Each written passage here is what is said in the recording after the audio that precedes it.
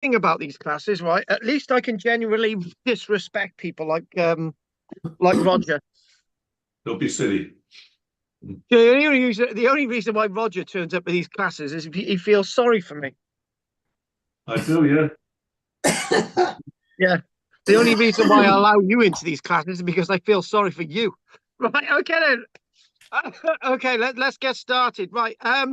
Any news from you, David? No, sorry. Okay. Oh, It makes that's okay. Roger. Anything from you, my darling? oh, golly. There's an article in Current Archaeology about the Must Farm. Very Mm-hmm. interesting. It's very good. Yeah, In case carry on. anybody gets hold of it, I will read. Okay. Oh, Okay. photographs there and everything. Good. Okay. Good. Good. Good. And you haven't got any more information on that? No. Well, no, there's a whole article. I want to drag through that, but it's covering what you said, but you got some pictures there and various diagrams to explain a few things. But follows on mostly from what you said, so it's you don't add a lot, but it just shows a few things as well that we can look at. Good. Good. Good. Good. Good. Right, okay then. Talking about wonderful things, Drina, you've got to have a bit of news for us because otherwise this is gonna go very quickly tonight. Interest, yeah. They've they've had some coastal erosion on the Northumberland. I think it's called. Well, I'll find it in a minute. They found some stone structures that they thought might be burial places, and then Yeah. they decided that they might be holding fish or fishing tackle or something like that. They Oh, found, like fish traps. yeah, no, well, they didn't look like fish traps. They did look more like graves to me. It's upright stones. Oh, right. Okay. Yeah, so that's what they found, and they're still investigating. They think like, but it's, yeah, coastal erosion. So we don't really know anything at this stage. I don't think so. Okay. Yeah, they Okay. thought they might be cysts, but they're not. Kists, sorry. You can call them Near cysts. the village of Lesbury. Right. Okay. Well, hopefully you can look out for that and see if Yeah, you can give us well, some more yeah. news. Mm. That'll be good. Right, Gobby Margaret, you've got to tell us something today. Copy Margaret, that's not very nice. No, Well, it's hang on a fine. minute. I can't just insult Roger tonight. We usually do. I can take it. I saw a programme about castles in Britain. It was on sometime this week. Somebody Willis, I can't remember his first name. Bruce, Yeah. no. It was somebody Willis, Rob Willis, is it? Anyway, he was doing a demonstration of how to make an iron sword. Nice. And the blacksmith was going through all the stages with him, how to make it. And then towards the end, he said, we'll plunge it into water. But he said back in the day, they preferred to plunge it into the urine of young ginger-haired boys. There you go. Can I just ask you, how the hell do they know that? I don't know. Maybe the practice continued for some time. So let me get with the conversation, right? Right. Okay. I'm a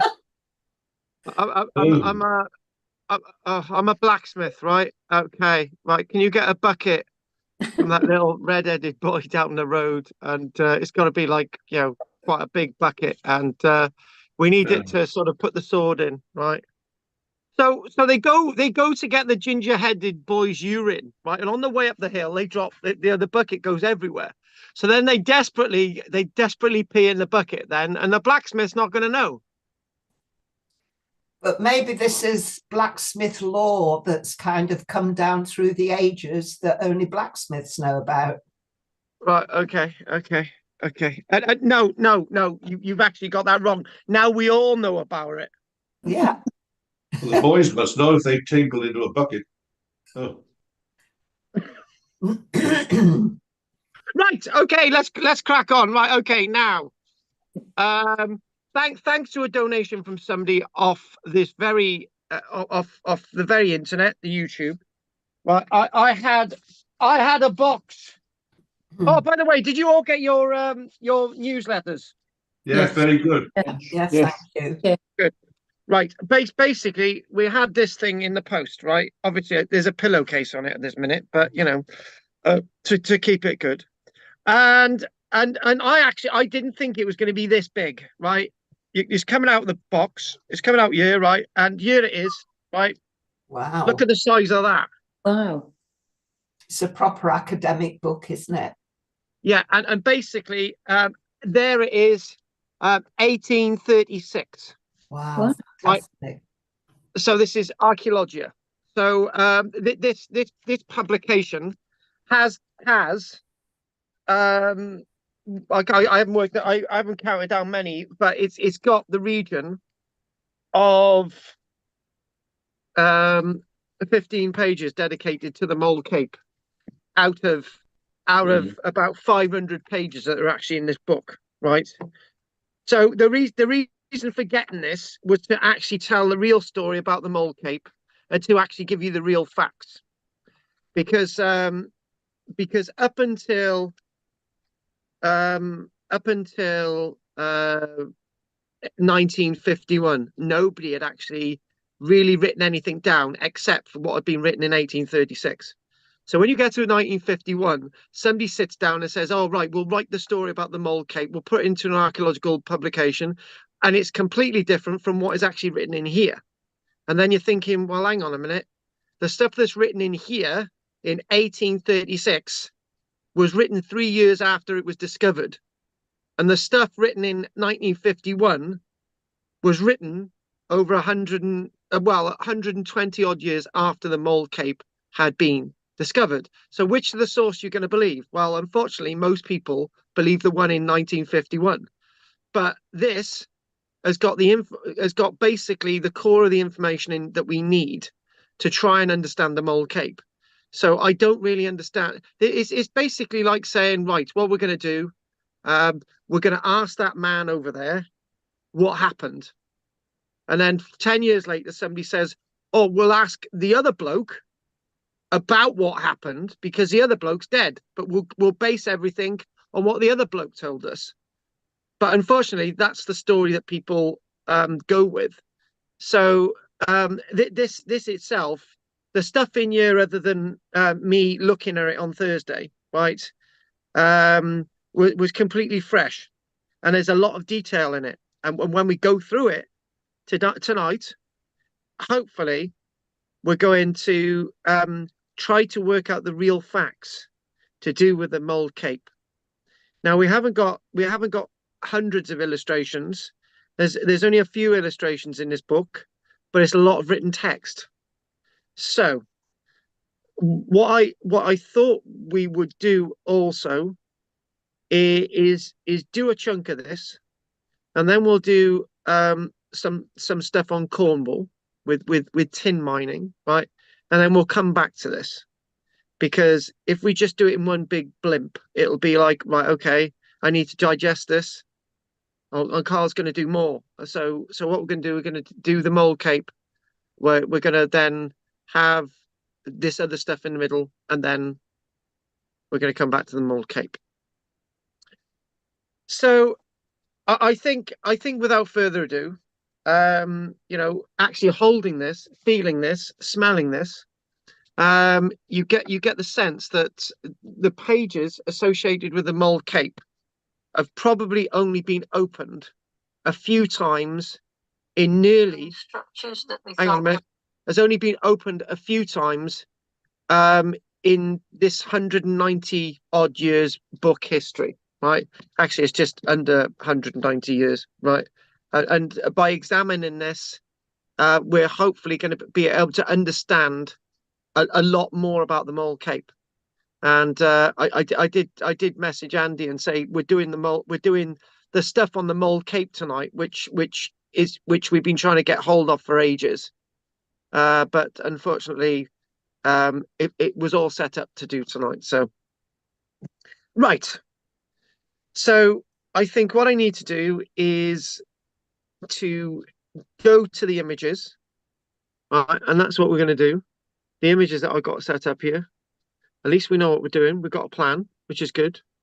All plans go to dust, as we know. So if we go there, and we got that there, we go there, and we go there. So this block here is what we're going to look at today.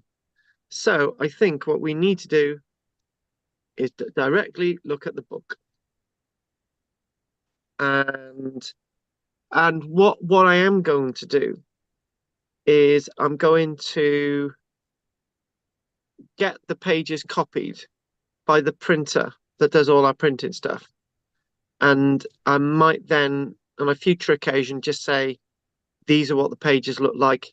We won't go really through it again, but at least you'll have an idea, right? And some of the illustrations, like these illustrations, we can get a better idea of in the future as well.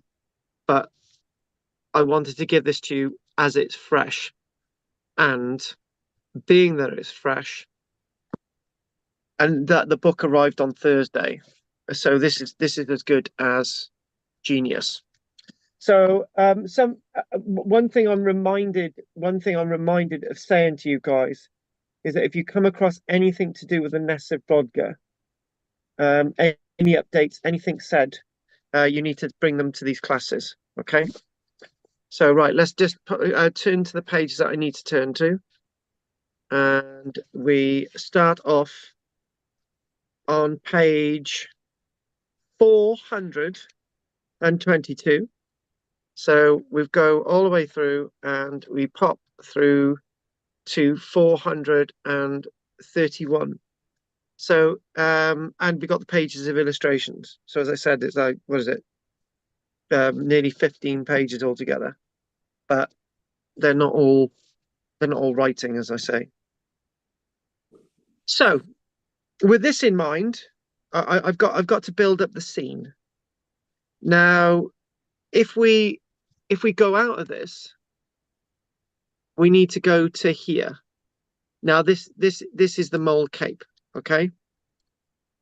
There it is. There's the Mole Cape as displayed in the British Museum. There's a copy of the Mole Cape in Mold Museum, but it's obviously a copy.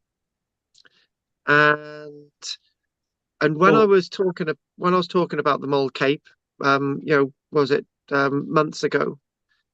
It was somebody on the internet saw that I wanted to get a hold of this publication, and they sent a check through the post of £200 to buy this publication that I've got in front of me, right? So that's meant I'm able to bring this core information to you. The woman's called Mary.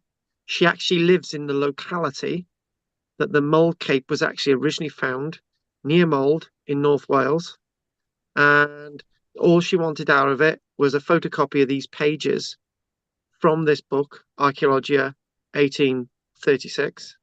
And we will be sending them to her. And she's actually become a member as well. So that's brilliant.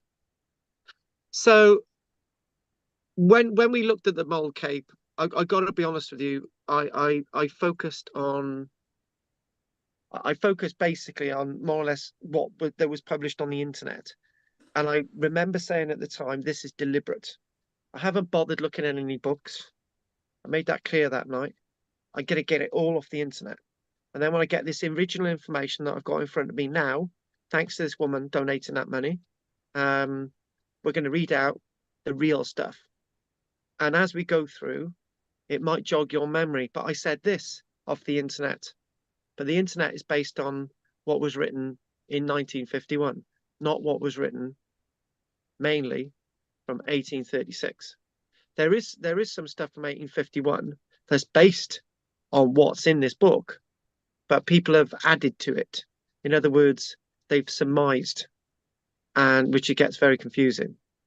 Now we're showing you this plan because we're there, Mold, between St. Arthur's Chester, just below Liverpool, and we go to the well, it's a little town, it's a little industrial town called Mold, and that is the location. Bryn y Ellion, Tumulus, which is basically the mound or hillock of the goblins, right? And then, interestingly enough, I'm painting the picture as we go along. Interestingly enough, is if we go to here, and I've got to be very careful when I'm handling this book as well. And I'll tell you why in a moment. So there, hang on, we get that there? Good. Around there is where the mold, where it was originally found, around there. Okay. And the reason why we're showing you that, hang on, oh God, we've gone off a minute. The reason why I want to show you the locality is because it's now houses, so you can't even go back and check anything that I'm saying. All we've got, when I opened this book on Thursday, right, there was a little piece of, there was like a little grain of sand on the book, and I just flicked it off, and it was actually embedded in the paper, right? So I've got a tiny little speck of a hole, which is like a pinprick, which I'm not happy with, but that's life. So be very careful when I'm handling this. So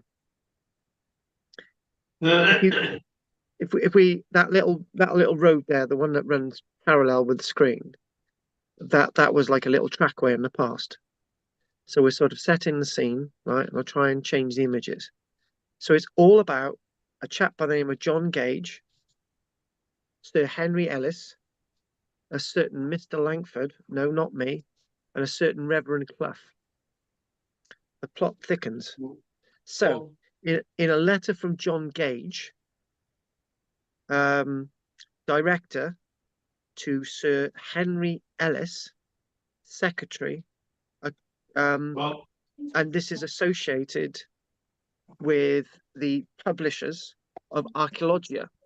The publishers of Archaeologia are the Society of Antiquaries of London, and this is published in their 26th edition. So a letter from John Gage, accompanying a gold British corselet exhibited to the Society and since purchased by the trustees of the British Museum.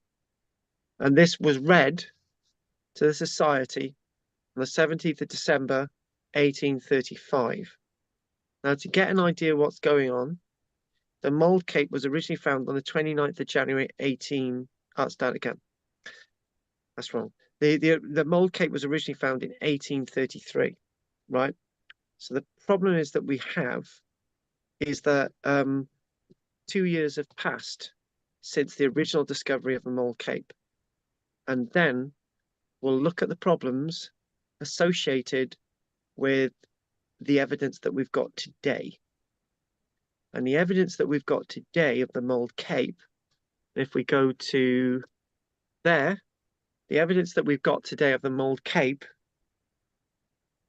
constitutes today about a quarter, if not a fifth, of what was originally there on discovery in 1833. So in other words, 4/5 of the discovery disappeared. And thinking about the mold cape, if this was discovered today in its entirety, with everything that's become lost over these years, 190 odd years, right? With everything that's become lost, this would be one of the greatest discoveries ever made in British archaeology. Except because most of the evidence is now gone, it's only it's only sort of in the top 100 treasures in British archaeology, right? Back in 1833, this was one of the greatest treasures ever found in British archaeology, but because most of it's now gone, it doesn't have that status. Dear Sir Henry, from John Gage. Did Dorius, a Roman writer, in his account of Gaul, northern France, speaking of the ore obtained from the streams, says that by this means, accumulating abundance of gold, not only the women, but the men use it for ornament. For round their wrists and arms they wear bracelets, round their necks thick collars of pure gold, and rings of great value, and even golden breastplates. Now, so writes Dodorus, the Roman writer. Now, he's writing just under 2,000 years ago, right? This dates to beyond 3,000 years ago. So, in other words, the tradition of wearing gold and gold complement on people from northern France, Gaul, was very much in evidence to the Roman writer Dodorus. Now, the point is with all of this is that the Romans did not approve of women wearing gold. Women wearing gold needed to cover their gold up in public. It was only men that wore gold. So we've got a differentiation in Dodorus's work when he's saying the people of Gaul are wearing gold, when in fact, in Rome, there were different rules. There's another writer called Polybus, another Roman writer, particularly remarks this national custom, and it is a subject of frequent allusion among the Roman authors, as in the following passage from Virgil, relating to the host of Brennus. Now, unfortunately, the following passage is in Latin, and the person who wrote this did not expand to what the Latin says. So I haven't translated that. However, it goes to say that the British Queen Boudicca or Boudica is described by Cassius Dio, another Roman writer, around 2,000 years ago, as wearing the torques with other gold ornaments. And in the Gododdin, a Welsh poem of the 500s, there's a passage that occurs. And the passage that occurs, we will have a look at now. It should be, go down to the bottom of the screen. There. This is the passage from the Welsh poem, translated into English, the poem of Gododdin, which is obviously referring to a place in Wales. 3 battle knights of Eddin, Eiddyn, in gilded armor, gold. 3 loricated hosts, 3 leaders with gold chains. So the point to be made straight away is that the poem from the 500s is referring to gold in the 500s, 1,500 years ago. The Roman writers are referring to gold in northern France, but that could equally ascertain to Great Britain as well, there being lots of gold around. Now, in seeing this and in reading this, it answers the question that I remarked about on Thursday. The question is, was there much gold in Wales at all? Did it? And what I mean, we're mining gold in Wales, but it seems to disappear from Wales, right? But the poetry of the 500 years AD, which is 1,500 years ago, discusses gold, right? Even though it's talking about gold associated with Queen Boudicca, it discusses gold. The Gododdin that discusses there are lots of gold around. Well, so it's obviously saying that that somewhere along the line in the medieval period, the Wales disappeared from the gold disappeared from Wales, right? It's also to be said that for our land, Wales, there were gold shields, spurs, golden chains, golden collars, golden belts, golden horns, mounted with gold, are frequently mentioned in later Welsh compositions. And also the ergach, gold armour, or rather enamelled with gold, or ergain, gold covering ellyn, gold vestments, or eth dydded, gold garments. And unfortunately, because this is in North Walian Welsh, my pronunciation is probably a bit off. But the fact of the matter is, what we're referring to is there's lots of gold around in the medieval period. And naturally, then this harps back to thousands of years earlier, when there's gold associated with our mold cape. The one interjection to be made straight away is by saying that it's almost as if Wales itself become a very, very poor place by the 1300s, as Wales is today. It's a very downtrodden part of the United Kingdom. But one point there was lots of gold in Wales, and the mold cape is the testament to that. So we refer to this object as, and that's an illustration from the book. We refer to this object, and there's one thing I would say in this publication, right? There's gold image. Let's start again. In this publication, there's color illustrations, right? There's color illustrations in this book. It's a shame that the illustrations of the mold cape are actually black and white. But everyone knows what gold looks like. The Cabinet of Antiquities in the King's Library at Paris, does not possess a specimen anything like this. That is to be found in the British Museum. Nor can the writer John Gage mention of any antiquities from Normandy or any other relics in existence that are anything like the mold gold cape. It is therefore with some gratification that the mold cape was exhibited to the Society of Antiquaries by John Gage, i.e. being the gold British corselet or the gold cape. For by such name the object may be called, though properly speaking, it is an ornament that was attached to the body garment beneath by means of holes pierced through the edges.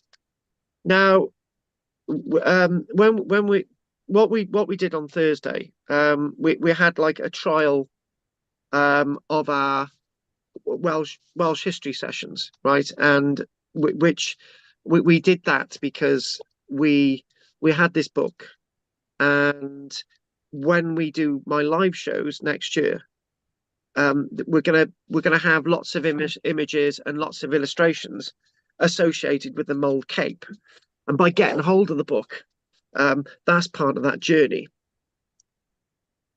It goes to the finding of this, right? So what we're going to do, we're going to go to the finding of the mold cape and the more detail, and the final words that we've got by our John Gage to Secretary Sir Henry Ellis of our said society that produces archaeologia. He says as follows: this national rarity was found in a cairn at Mold in Flintshire, under circumstances detailed in a letter dated the 29th of January 1835, and you'll note that this was discovered in 1833 from Mr. John Langford, the owner of the spot, addressed to John Fentman of Fishguard, and more fully in a letter to myself from the Reverend Charles Butler Clough, Vicar of Mold. So one thing to be said is that this massive, hugely important find didn't get to the notice of the British Museum for nearly 2 years, and at which time most of it had disappeared and no longer existed. So what we're going to do, we're going to talk about an extract from Mr. Langford's letter. Right, this is about the mold cape, this is about the discovery and so on. Extract from Mr. Langford's letter. Here we go. There.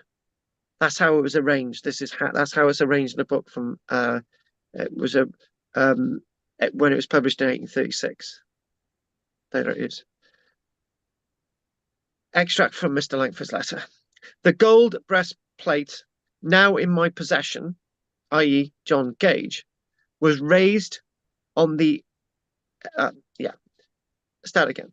The gold breastplate now in my possession, i.e. Mr. Langford, but obviously in John Gage's, but he's referring to this, the extract from Mr. Langford's letter, and Karl, shut up, was raised on the 11th of October, 1833, from a description of rough vault in a field in my farm, about a quarter of a mile from the town called Bryn Ellion.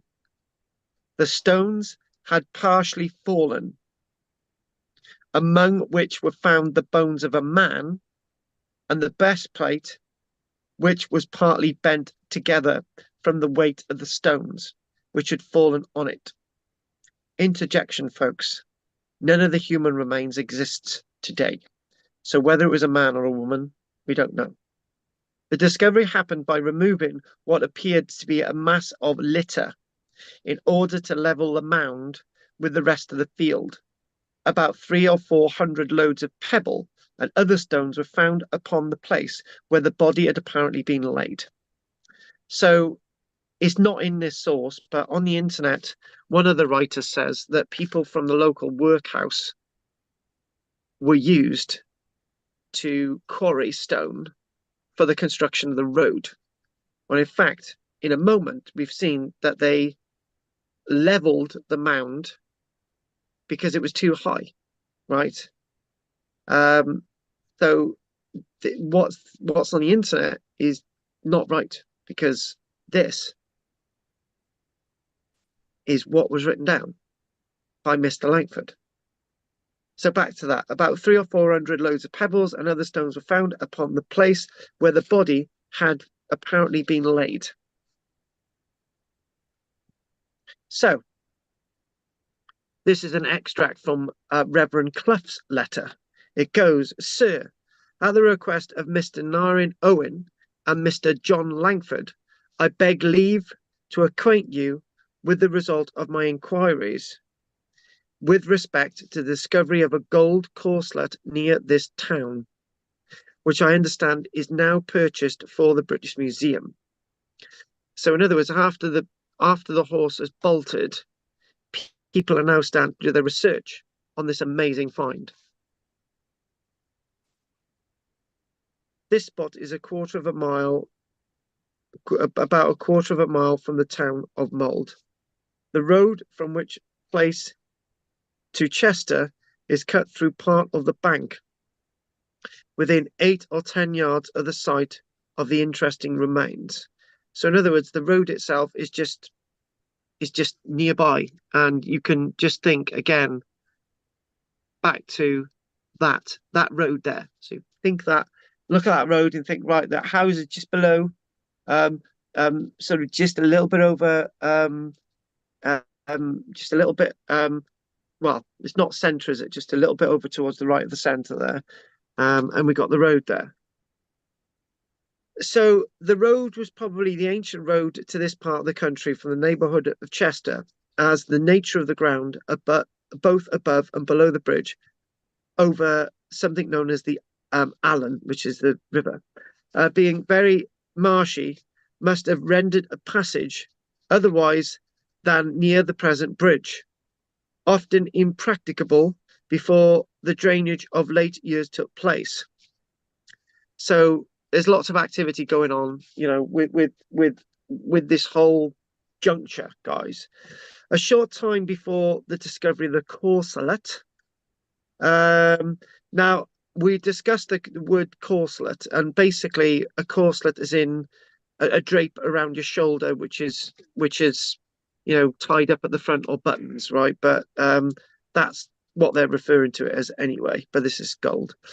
Workmen had been employed in raising gravel from the side of the road and had made a considerable pit for some yards into the adjoining field.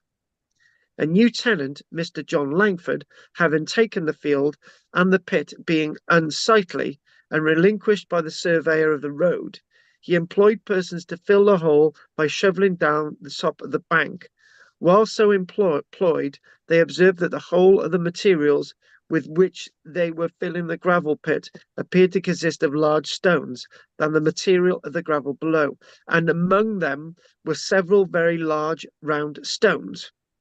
So obviously there's a description of what's there. About 4 feet from the top of the bank, and without doubt upon the original surface, they perceived the corselet. They saw the corselet. They saw it, not corselet, corselet. They actually saw it there. It was there for them to see. You know, they could see it. It lay as it would have been worn with the breast upwards. So in other words, what we're talking about, it's does it look like that, right? Or does it look more like what we've got in the book? Hang on. And if we go there, it was a little bit more flattened like that. It lay as it would have been worn with the breast upwards. The back parts doubled behind, and contained within it a considerable number of small bones, vertebra, etc., but none of them longer than from 2 to 3 inches.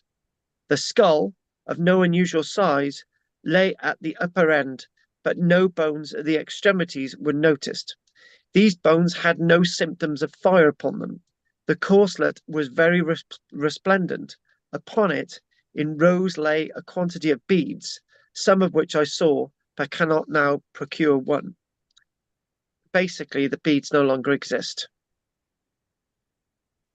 And we believe that there was over 300 of them. Now listen to this. They were evidently made of some kind of resin, as they broke bright and clear as they burned them, with the smell of that substance. So in other words, the beads that they found, they burnt. They were obviously amber beads, amber burns. Now, it gets more and more bizarre as we read this, and you know, you start to get stomach turning that this is done really, really badly, right? Really badly. There were also remains of coarse cloth or serge, which from its appearing connected with or enclosing the beads formed, I should suppose, their covering, and was fastened round the edges or upper parts of the corselet as a braiding. None of that survived either. They discarded it. So in other words, a discovery that I would say it is far more important than the Sutton Hoo ship burial was completely hashed. And when we think about the Mould Cape as well, can you see all these little holes at the bottom, right? And we discussed this before, but we didn't really say much. It's quite very likely that this itself was used to attach either on a leather backing or the cloth, as it's described, and then it was mounted on a copper backing, right? But obviously, what we've got is this illustration, and that's basically what we've got, and the Mould Cape. Goes on to say about those holes again. Some small holes in the edge of the gold create an idea that this braiding was fastened on through them. So in other words, it was like it was a hangy-worldy thing, there was either mounted or hangy-worldy. There's lots going on. A quantity of what was apparently iron rust or iron completely decayed was the only further relic worthy of observation. This iron, with the copper, probably answered the purpose before mentioned. So in other words, guys, right, this is a Bronze Age artifact, except there's iron artifacts with it as well. And if there's iron artifacts with it, it's not Bronze Age, it's Iron Age. And you know what? Nobody mentions that at all. Everyone wants it to be a treasure from the Bronze Age. So I'm going to go on my internet. I'm going to go on the internet now. I'm going to type in Mould Cape. And it says that the Mould Cape dates in style from 1900 to 1600 years BC in the Bronze Age. But if there was iron with it, it's not a Bronze Age artifact. And in fact, the earliest possible date that it could be from is approximately 800 or 850 years BC. So they're out by nearly 1,000 years in dating this artifact. But you know what, folks? That iron evidence was discarded. And mind my French, this is what I bloody hate about history and archaeology in Britain. People get bits of information and they lie about it. It's very similar. When you look at the Sutton Hoo ship burial, and we look at the artifacts with it. Lots of the artifacts with the Sutton Hoo ship burial are actually from Scandinavia. They're not Anglo-Saxon at all. From maybe King Riadwald, right, or his son, and we're thinking about the 640s or 630s, but nobody says it's a Scandinavian burial at Sutton Hoo. They say it's Anglo-Saxon, even though the evidence at Sutton Hoo tells us that the burial is a Viking, which would mean that the Vikings had come to Britain about 150 years earlier, but nobody wants you to know that. They want you to see that the Sutton Hoo ship burial is Anglo-Saxon. So you can see why I'm obsessed with this now. You can see why I want to see the truth and I want to tell the truth. From the general appearance of the place, there cannot, I think, be a doubt, but that the body was laid in its armour upon the surface of a small natural mound of gravel, and from 300 to 400 loads of stones were placed upon and around it. Now, if I'm understanding the reading, load properly, right? If they're referring to a wheelbarrow load, knowing that wheelbarrows were wooden wheelbarrows back then, and they would take half the load of a modern wheelbarrow, if we dumb this figure down to 300 loads, right, and we half that to 150 loads of a modern wheelbarrow, and we know that there's 10 loads to a ton, you can work out that they moved 15 tons of material from on top of this burial. 15 tons of material. 150 wheelbarrows, modern size of material. So this is a very, very amazing find indeed. Huge. The gold might possibly have preserved the bones within it, while those of the extremities entirely decayed. But while the chieftain's bones were thus committed to the ground, unconsumed and apparelled as in life, it was not so with his followers. From 2 to 3 yards from the spot where he lay, an urn was found. So 2 to 3 yards, so maximum 3 meters, right? That may sound too far, but that urn may be directly related to the burial. But Margaret, let's have your reaction to this. Come on, Margaret.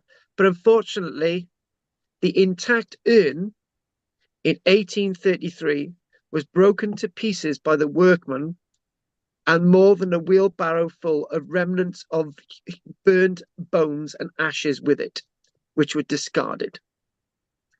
Margaret, how are you feeling about this discovery so far? We can't hear her. Are you there, Drina? Yeah. Yeah. Right, so okay, right. We did a whole lecture on the mold cake, right? And now we're actually going to the nitty-gritty. Is this sounding very different from what I told you before? Well, I don't remember the iron being mentioned before. It wasn't mentioned before because it's not been published in modern stuff. So is it, I must have missed that bit. Was that in the book? Is that mentioned in your book? It goes as follows, right? Let's just do this again. Yeah, a quantity of what was apparently iron rust or iron completely decayed was the only further relic worthy of observation. This iron with the copper, and that's basically the references to iron. Oh. So in other words, this cannot be a Bronze Age artifact because there's iron there, right? Could iron have been added at a later date? Yeah. You'd have had to have moved 150. Yeah, you'd have had to have moved 15 tons of material to get access. Right. No, what I'm gonna do, right? We're gonna go with what you've just said as a presumption. Right. Say this was a very, very famous person, and they added stuff to the burial later on, and then they deposited 15 tons of material on it. But then that would mean that the burial would be very much disturbed to try and add the iron material in, right? So in archaeology, what we've got to do, we've got to think about reality, right? How many times do we see human remains being interfered with or distorted and so on? But as we go, this person's got all these beads, right? There's the gold, there's the urn, there's all the other artifacts, right? And the problem is with saying that the iron's been added later, is that you'd have to lift up the whole thing, then you'd have to put the iron in there, and what's the point, right? I understand what you're saying, but for once, I'm going to say that the iron has been added with the actual burial when it's been placed in the ground. Okay, but you're thinking the right way, Margaret. We're not going to, thinking the right way. And obviously, all the material has gone as well. It's referring to coarse cloth. Right now, obviously, we've got cloth and so on in the Bronze Age. No doubt, we discussed that when we did Must Farm, but that was 3,000 years ago, not 3,800 years ago, right? This might actually date from the Iron Age, right? Anyway, good. Some small pieces of these bones have been examined by an experienced surgeon who has no doubt of them being human. A quantity also of wood charcoal was found, which was like sponge, and when pressed, discharged a black fluid. What they're describing as wood charcoal is very likely to be human bone, because when I've excavated human remains, you occasionally get spongified bone, which is like really spongified, and it just falls apart. It falls apart on touch, right? And because obviously there's charcoal, some of the bones have been burnt and so on. It's very, very likely that that's sort of infused with the bone. But again, this is all really good detail, but it's none of this exists anymore. It all ended up in a big pile somewhere.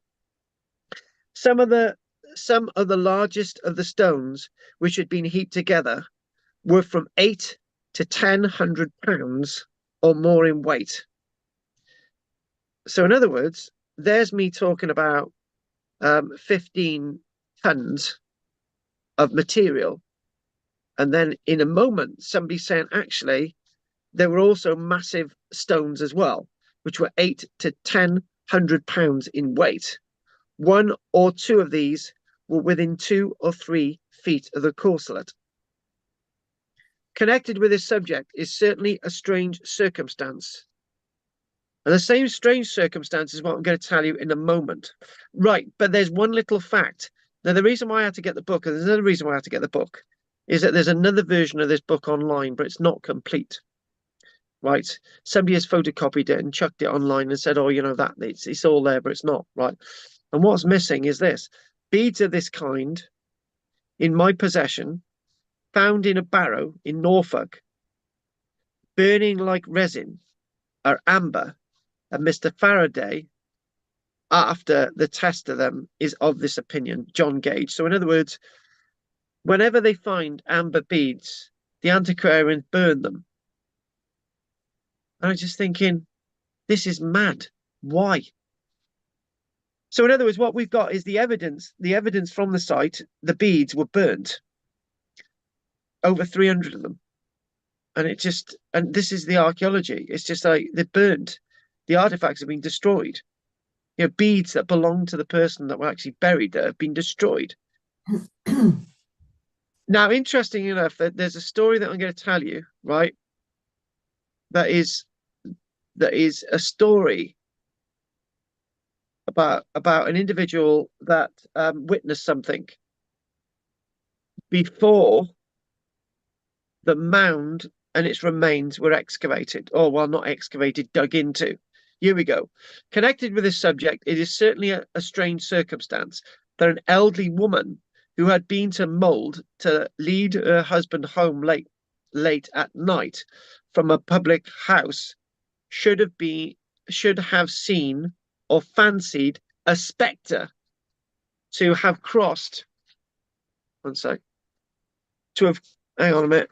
To have crossed the road before her to the identical mound of gravel of unusual size and clothed in a coat of gold which shone like the sun, and that she should tell the story the next morning many years ago, amongst others, to the very person, Mr. John Langford, whose workmen drew the treasure out of its prison house. So in other words, she told the story, this ghost story, just before they found the treasure. Ooh. Her having related this story is an undoubted fact. I cannot, however, learn that there was any tradition of such an interment having taken place, though possibly this old woman might have heard of something of the kind in her youth, which still dwell upon her memory, and associated with the common appellation of the bank, Bryn i'r Ellion, or Goblin's Hill, or the Fairies' Hill, and a very general idea that the place was haunted, presented the golden effigy to her imagination. So in other words, they're trying to explain, maybe it's just coincidence that she saw somebody wearing gold, because it was called Goblin's Hill and she had a good imagination and therefore it's not really real. And then they find the gold thing and they just relate into and putting 6 together out of 4.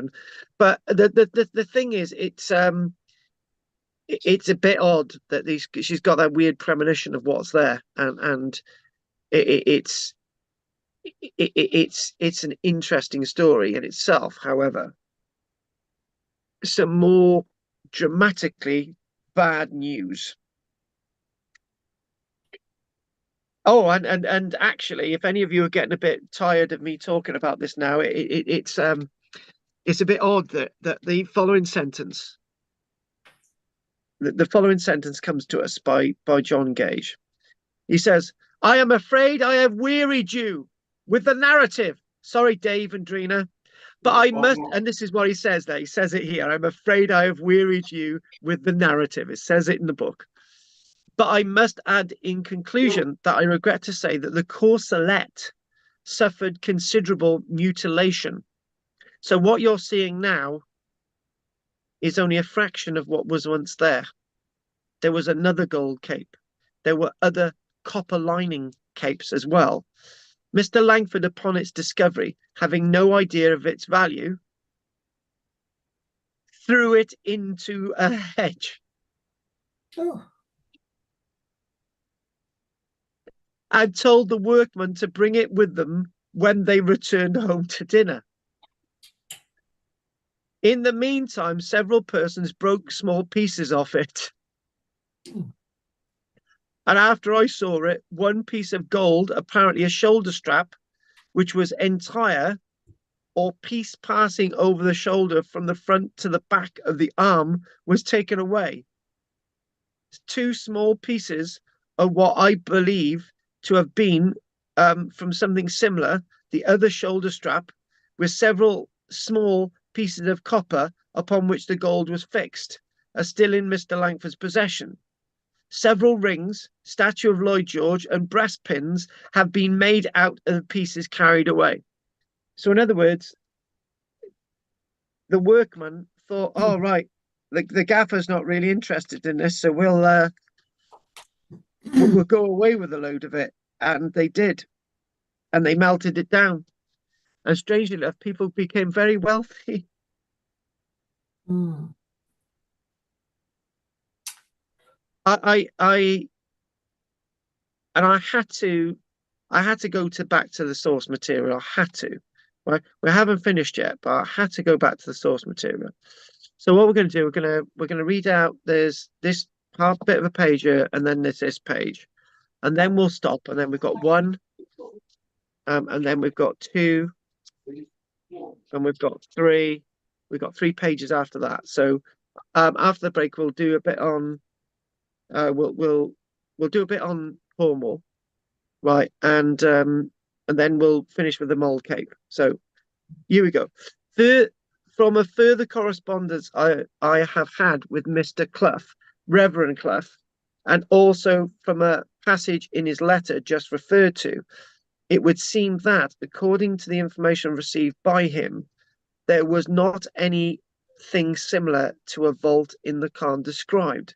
But it is obvious, I think, from the details set forth by Mr. Clough, Reverend Clough, as to the state in which the things were found, that the chief deposit must have been protected from crushing weight. It is not therefore natural to suppose that some of the large stones. So I can't get too close. Oh, incoming call. Start again. The chief deposit must have been protected from crushing weight. Is it not therefore natural to suppose that some of the large stones were so disposed that they formed something of a root?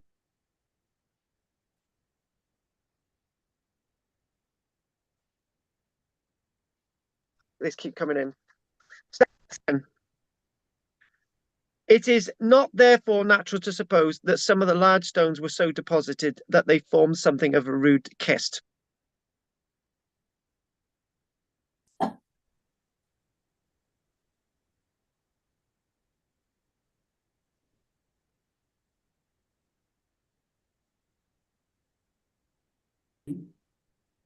Ooh. What? Do you keep losing the signal? Yeah, something's going on here. It's private call coming in. Mm. What's that with? Not for him, or? I guess this is.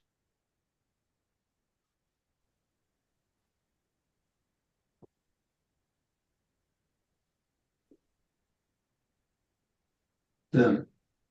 This is coming from his end, so Yeah. not mine. What's going on there? Where is Mould, Roger? Mole is northeast Wales, North. Flint.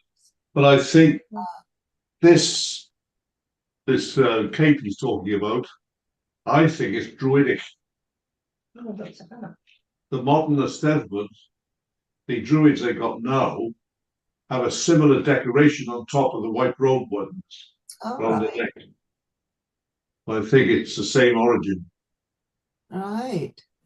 And if it's a special gathering, it might have been like a chief priest burial thing. Mm. So you look at the modern Eisteddfod with the ones in the white robes, they got that sort of decoration on the top. Yeah. And It's I think quite that- small though. It must have been on a very slight person or a woman, I would have thought, or a Yes. boy. It looks Well, quite small. it probably wouldn't have been a woman in the old days. It was the men doing it all and all this. So just a smaller person, because the Welsh was smaller build. Mm. The taller ones came in from Scandinavia, really. A lot of the locals were smaller people. Yeah. 1833. Yeah, that's right. I So I remember- think you look at the decoration of the modern that's resurrected bards, druids, and they got that similar sort of thing. And I thought, well, I'd It's seen a it somewhere, and it suddenly twigged. Mm. I think that's what's happening, and it's druidic because they had a big, very powerful influence until the Romans flattened them in 75 AD or something, Yeah. especially North Wales. Anglesey. Yeah, all around there, Mm. and they ruled the roost. Roger, stop telling fibs. Romans had to flatten. Carl doesn't believe in druids, do you, Carl?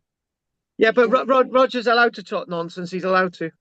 No, you look at it at the decoration on the modern druids. Yeah. Actually, serious note, because I really apologise for that. That was quite an important call that came in. Guys, put me into context because I missed this couple of minutes. Why is Roger talking about this? Tell me, Roger. What? Just say something. The modern druids, the head druid, if you like, officiating the white robe, has this sort of decoration around the top of the robe. Very similar. It reminded me of something, and I suddenly cotton onto it. And it seems as if because the druids were leading everything until about 75 AD when the Romans flattened them in North Wales, they highly likely they would have had this expensive special decoration because they were the chief priests, like in the Egyptian times, and powerful things, probably all men. Yeah, Although go on. the prophet said it's a small size, but remember a lot of the stature of the Welsh originally was smaller men, not the big one. The big ones came from Scandinavia more likely in places, not here. Were the druids all male? Were none of them I female? would have thought, yeah, that nowadays you've got a different setup on the Eisteddfod. But in the old days, I would have thought, because it tend to be priests, Right. and they're leading things a lot, so it's more likely possible. Mm. People like Boudica was powerful. No reason why not, but tradition and one reason or the other tend to be more men. So it could have been the smaller man, Yeah. depending on the stature. If he was important, fine. But Like Bonaparte and all that, small men yeah, who had a big mind. big man syndrome, little man syndrome. I remember seeing the Gold Cape in the British Museum. Yeah. So I think this was a big possibility. Stunning, but not that big. Mm. Right. Actually, can I just really interject big time on this? Right. Right. I'm gonna ignore Roger. You'll understand this. Let's just talk sensibly now. I can ignore everything that Roger said about the Druids and all the rest of it, because that's another story. Roger, you'll understand what I'm trying to say now. Roger's talking about the re-establishment of the Eisteddfodau and the Gorsev from the late 1700s onwards. Right now, Roger's got a massive point. The people who are endowed as what Roger's trying to say, they've got the celebration and you've got the presiding druids at the Eisteddfod, the late 1700s, early 1800s version, do wear something like this. But there's one problem. This did not exist when they re-established the Eisteddfod, Roger, right? So where did they get the design from? Horses. Because this hadn't been found. Like a tradition of lost to what we see now as druids, but a tradition of this sort of decoration had existed here and there in some way, maybe. Yeah. And it was resurrected. Yeah. So why bother to have this decoration around there, complicating a dress, which could have been like the other druids, the non-whites, just a plain thing with a bit of decoration. This is quite complicated, as if it's special. This is my point. It's a difficult one to know. No. Hang on, Margaret. Roger is completely correct, right? Roger is completely correct. What I was trying to do is I'm trying to bring him into Steadford. The point I'm trying to make is the style. What Roger's saying, the style, this type of style that I was desperately wanting to look at something on my phone then because it was like the ceremonial gowns that they wear at the Eisteddfod from the late 1700s to the 1800s look like this, but they're not based on this design, but they're the same as this design. You know what I'm trying to say, don't you? So this was discovered in 1833, right? But this re-establishment of the gore setting in Eisteddfod, right? They're using the same design. So they're getting that design from somewhere. And Roger's got a really good point there. And do you know what? I'm going to have to look at something. I'm going to have to. It's something that's a powerful influence. That and 1833 was before they actually established the modern setup, I think.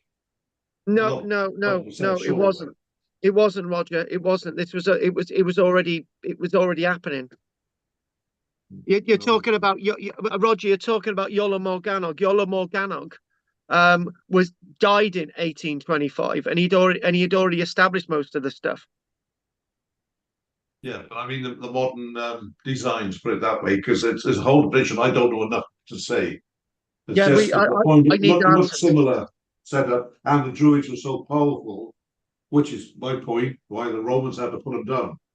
They led the pack with this mystery and magical stuff and all this, and it's a be interesting one to follow through back, but I don't know enough. I think what we're going to do now, I've got to I've got to. We're going to have to take a break because I've got we're going to have to take a break because I got a call coming through from somebody chucked a brick through the back of my my car on the weekend, and I've got the police phoning me in about a few minutes. So I'm going to pack in now because I'm a bit weird after a long holiday away. Oh, you gotta go, Roger. Yes, I'll Oh my grenade God! in and so I'll pick up the bits. Oh my God! It's good. Yeah, we were having a really good discussion then as well. Oh my God! See what you make of that. It'd take a lot of. Oh my God! I don't want you to go. I don't. All right then. We're going to have to have a break now anyway. Anything you want to say, David? It's an interesting one because it's so much to dig up. In many ways. Okay then. Anything else you want to say, Roger? Should see you next week in a fresh state of mind. See you then. Bye. See you all. Next, Roger. Bye. Oh, that was a really good discussion. I wanted that to go further, Roger. Oh, damn it. Yeah, anyway, I'll see you next week, Roger. Don't worry, we'll have a go again when I'm fresh. Oh, yeah, great. You don't let everyone down. Just go away then, Roger. See you next week. Yeah, ta-ra, guys. Take care, Rog.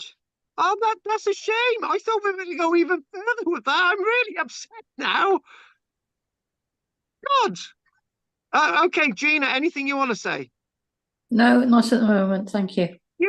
This lecture, Andy would have absolutely loved this tonight. And I've done loads of stuff in here for Peter tonight as well. Anne would have had a bloody ball.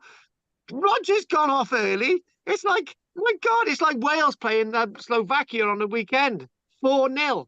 Disaster. Well, you've still got us. All right, yeah, that's fine. You've still got us. For goodness I know it. I know it's fine. I know it's fine. Greenie, you're going to have to up the game now. Right, Margaret, anything you want to say before we have a break? Can you tell me if the skeleton was actually wearing the cape? This is the problem. We don't. It was the body was under the cape. So it could have been. You would imagine it. The person would have been buried wearing it, wouldn't you? If it was a special person. Or draped on the person or whatever, but the main thing is it was associated with the body, right? And that's the point. It was with the body. It meant something to the person. So there's a link, right? So and when we think about it, they were talking about. I'm not sure we got to the bit that it says in the book that that there's a load of bones underneath the corselet, right? I think we said there were some bones underneath the corselet. And it's because we got the spinal bones and stuff underneath the corselet, haven't we? So it's likely that the body had been crouched underneath it. I was right? going to say, was it a crouch burial? It was a crouch burial there because they found so something very that's similar. Yeah. Bronze Age, then, isn't it? Yeah, it would By it would that. give it would give a Bronze Age timeline, right? There is the other thing, right? That people had access to iron in Britain 1,000 years before. But no, we're not going to do that because they didn't. There's no evidence of that. But yeah, it's quite a thing. Right, okay, then we'll take a break now. Okay. And we're going to take a break, and we'll See you later. I'm gonna put the kettle on. Okie doke. Oh, Drina, what are we gonna do? Just get Idris saying things. All right, then I'll be back now. So it's 8:53. We'll be back. Okay, dokes. Okay, 8:53. Du-du-du-du.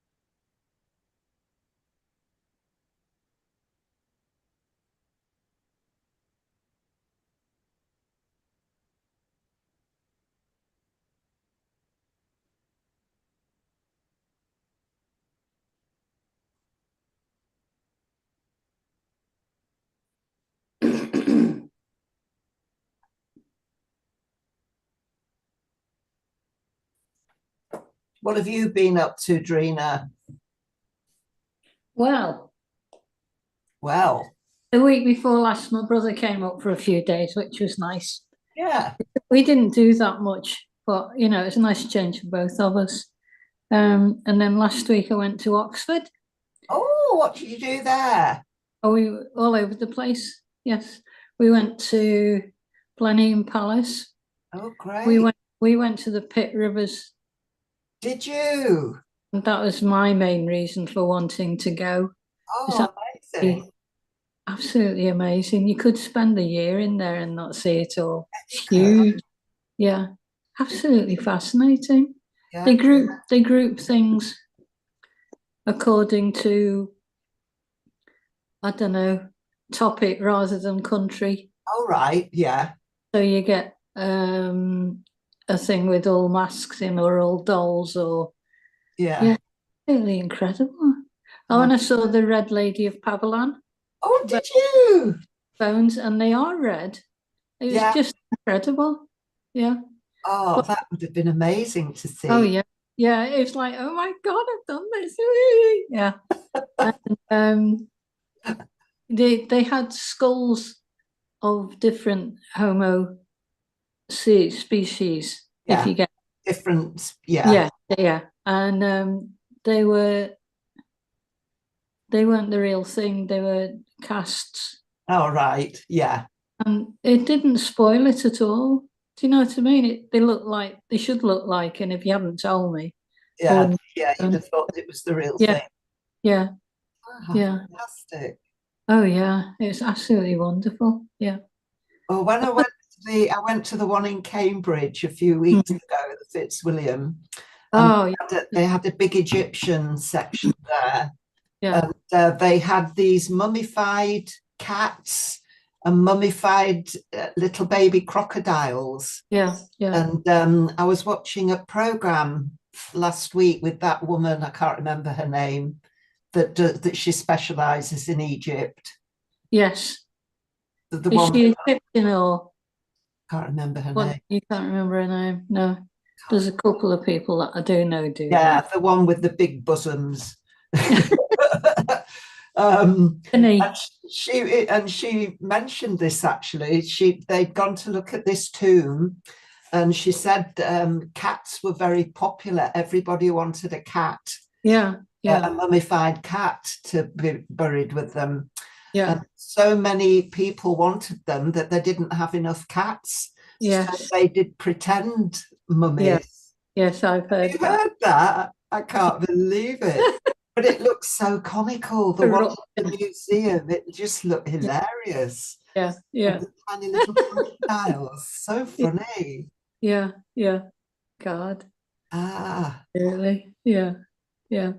One thing that I saw, they had masks in one of the displays, and it had like an elongated trunk where the nose would be, yeah, right? yeah. And my daughter follows a manga anime series. Yeah. They have masks with long tubes on. And it's Manga, really, is this the Korean thing? yeah. No, Yeah. Japanese, yeah. Yeah, yeah. They had the same mask. Oh, really? That's bit- interesting. Oh, yeah. Oh, fancy that.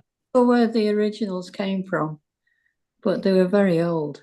Yeah, Yeah, yeah. yeah. Gosh. Incredible. Yeah. No, it was brilliant. Yeah. Yes, I like a good museum. Oh, I've yeah. never been to the one in Carlisle. I would like to go to the Tully Oh, House. you're not? I've Yeah. not been there, no. Oh, yeah. They'll Yeah. have a lot of, it's mostly Roman, is it? I'm not sure, to be honest. It's been a long time since I went. No, I've never been. They change things, don't they? Yeah. But Yeah, yeah. but there's that big dig. More than like, There's a big dig going on in Carlisle. oh, yes, the cricket club. At the cricket. I saw that Claire is there nearly every day. Yes. Oh, wow. Yeah, very excited. Oh, yeah. Yeah. Well, it's good when you don't know it's there till you start, isn't it? Yeah. Yeah. Yeah. Yeah. I don't Right, know. let's go. Oh, go on. Yeah. Oh Get no, carry on. started. That's very strange, doesn't it? Yeah. Um, yeah, I don't know where we were. Anyway, it's all sorted out with the police now. I got a crime number. God. God. I tell you what, it can't get any more interesting. I remember saying to the neighbour, I said, after the brick went through the back of my car, right? I saw the guy going off, and he called me some expletives. I said to the other neighbour, I said, "Oh, that might happen to your car," and he said, "Oh, that's because you'll have put a stone through my window." And I'm thinking, yeah, no, it don't. Because somebody else put the stone through my window. And he said, "But you put your stone through your own window." And I think I can't win with a clown like this. My God. Right. Anyway, so what we're going to do, we're going to do something completely different for a little bit, and then we're going to go back to the mold cake, right? And there we go. Oh my God. Yeah. Right. Okay. Deep breath. Deep breath. I got hang on. I got cam copy. But what it was, I was going to do some pancakes, right? So that's why I got the cream. Right, but instead you had it on toast. I got to tell you this. My parents' house was broken into on Saturday Oh God. by the police. By the police? Yeah, by the police. Did they get the wrong address or something? No, they were looking for a missing person, and they broke in my parents' house. They had the big pounding thing, and my parents, my parents were out at the time, Oh, that's terrible. and they broke into my parents' house looking for a missing person. They were looking in the flat, in the garden, and everything. Oh, That's bad. you're having quite a week of it, aren't you? Yeah, the problem is, it's like I'm having to investigate this, and I'm having to tell my parents about, like, oh God, I'm not going there. It's just so bizarre. Right, okay. Sounds like the Wild West in Wales. Oh no, I see. It all happens in Barry. Anyway. Right, okay. Let's just get to my notes. Okay, right there. Oh, well, did you hear about, we had an outbreak from the nursing home on the promenade. Did you hear about that, Dreamer? No. The inmates escaped from the nursing home, and Okay. they were in the woods at the back of my house Oh, here. you Yeah, God. I think the care workers were going to serve tea, and and there were nobody was there. They'd all gone, Oh God. and they'd all wandered up into the woodland. So the staff, they had to close off the woodland so they wouldn't escape any further. So My the staff were God. there trying to get all about a dozen old ladies Oh to God. the nursing home. Most of them have Alzheimer's. Yeah. You think they'd lock the door, wouldn't you? Christ almighty. Right, guys, let's just crack on. Yeah, Right, okay, this is too much. David wants to go home. Right. Okay then. Right. Okay. So the reason last week we looked at the story associated with mining in Britain, and one of the areas that I deliberately missed out was actually Cornwall, and I did it this week because I wanted Pete to listen to it, but what I could do is tell Pete again anyway. Mm. And I just wanted to. We've got a couple of charts and things, and what we've got is when we look at something like this, right? These are actually mining charts from Wales, but you can get an idea with the heaps and troughs of copper mining, for example, in Wales. Continues. It just keeps continuing. So what we can assume is very similar when we look at the likes of Cornwall. Now, when we look at this chart, this is a map from a well-known archaeologist called Simon Timberlake, who's massively into his mining. And one of the things that we've got here is a map of prehistoric sites in Cornwall associated with copper, tin, and gold extraction. And one thing that we're really starting to understand is that tin extraction, there's tin there, You've got the likes of native copper. I've shown you this before. You've got gold just underneath Truro. You've got underneath St. Agnes Cu, which is copper. You've got more gold. You've got loads of tin around. Over from Bodmin Moor, you've got gold and so on. But the one point to be made is that this surprised me, that maybe lots of the evidence from Cornwall tells us that tin extraction is taking place later than we actually thought. So if we tune in with what I've just said, the Bronze Age in Britain is coming to us in regards to 4,000 years ago. Okay, and you need tin. But most of the evidence in Cornwall is to say that tin extraction in Cornwall occurs later, right? Beyond 4,000 years ago. So, in other words, say we've got tin extraction in Cornwall taking place 3,500 years ago, right? Where are they getting the tin in Britain to cover those 500 years to say that the Bronze Age started at 4,000 years ago, right? So we've got a black hole. It might be simply explained that they're extracting tin in Cornwall in places that later on were completely worked out. So all the evidence disappeared. But it completely was mined out. And that's not unusual, because lots of things when we're looking at archaeology is that later periods usually deny us of evidence from earlier periods, because the later periods get rid of all that evidence, right? So that's one thing to think about there, right? It's just a little bit of a red herring. Maybe, tin was on board from Britain, with our Bronze Age. We just use British tin, right?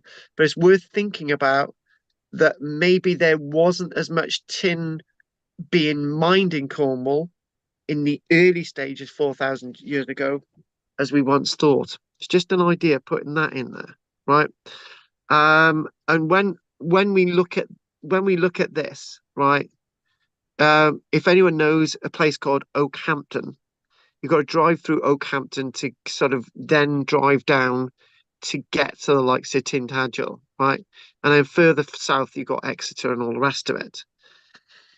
Now, again, it's this real thing that we need to start getting more dating evidence to help us understand mining activities going on in Cornwall. Again, reiterate that because tin has been a massive industry in later years in Cornwall, again, trying to find the prehistoric evidence is fraught with problems. So what we've got here, this is more or less associated with the Bronze Age rather than the Iron Age. But what we have, if we come here, it's referring to these lunar lies. Basically, these lunar lies are discs that go around your neck, right? Which have a gap, so you can just put them around your neck, right? And this is talking about where gold is to be recovered in Britain, right? And where tin is to be recovered in Britain. And actually, if you go up, you can actually see tin in Scotland. There you go. You've got tin coming from Scotland as well. And obviously, most of the tin coming from the likes of Cornwall. It's not a really good image, this. And it's talking about gold. You've got gold, alluvial gold, alluvial gold, basically, that's sort of eroded into river systems and is to be panned. That's alluvial gold in Scotland, as you've got some alluvial gold in Wales, and you've got primary gold, which is actually mined. If you can see, there's a lot more gold being found in Scotland than hitherto I've said before, and obviously lots of gold coming from Wales, lots of gold coming from Ireland, these circles, yeah, and gold coming from Cornwall as well. And this would have been as much as important in the Bronze Age as it would have been to people in the Iron Age as well, and earlier. And this as well, this is again connecting in with the mining and associating the mining in Cornwall. And there we go. And when it refers to as historic mines, St. Just, going over towards Truro, beyond Penzance there on the left. Yeah, all these pink areas. Um, and associated with pink areas is, of course, the tin as well. So you go all the way over, all the way above Plymouth. Now, again, when it says historical, it's not necessarily talking about prehistoric period, but it could be. And one thing that is really difficult to get our minds at as I'm saying this, and I'm going to say it to try and make a point. When we look at the Iron Age, we forget about copper, we forget about gold, we forget about tin, we forget about zinc, we forget about all the other stuff that's being mined, including flint, still in the Iron Age. So it's very important to remember that all the materials that they were mining in the Bronze Age are as important in the Iron Age as they've ever been. And in fact, it's very likely that more copper is being extracted in the Iron Age than had been in the Bronze Age. And obviously, loads of tin is being extracted in the Iron Age as ever it had been in the Bronze Age. But we just don't talk about it. But we should. We should. It's not. So many things in archaeology, we put things into boxes, and we expect when we open those boxes that's what we're seeing. Okay, just Bronze Age, and Iron Age, and before that Stone Age, and nothing overlaps. But it does. It's all there. It's all in the box. It's all moved up, all jiggled about. It's all there, right? And again, this sort of going into that sort of reiteration of, you know, where these resources are and sort of historic mining and so on. And yes, it's saying that we've got some mining still going on in Cornwall, but only a little bit. I'm not exactly sure that Drakelands is still fully mining, but that's something else. So what I wanted to do next, I've got an image of a site that helps us understand again the link with the likes of mining and actually hill forts. So we've mentioned hill forts before, and we've mentioned a lot about hill forts and bank and ditch enclosures, and we've been sort of thinking about, you know, these hang on, these types of sites are associated with farming. So obviously you've got all the farmsteads around the outside, right? You know, and they're bringing their animals in here, and the grains being kept is quite a small area, not going to really have many families there. You've got one group looking after, right? So, but these things are also associated with mining, right? So instead of just thinking about normal farming and settlement, they're associated with mining as well, because we naturally find them in Cornwall. That's this site we're referring to, and we're going to look at this in a short while.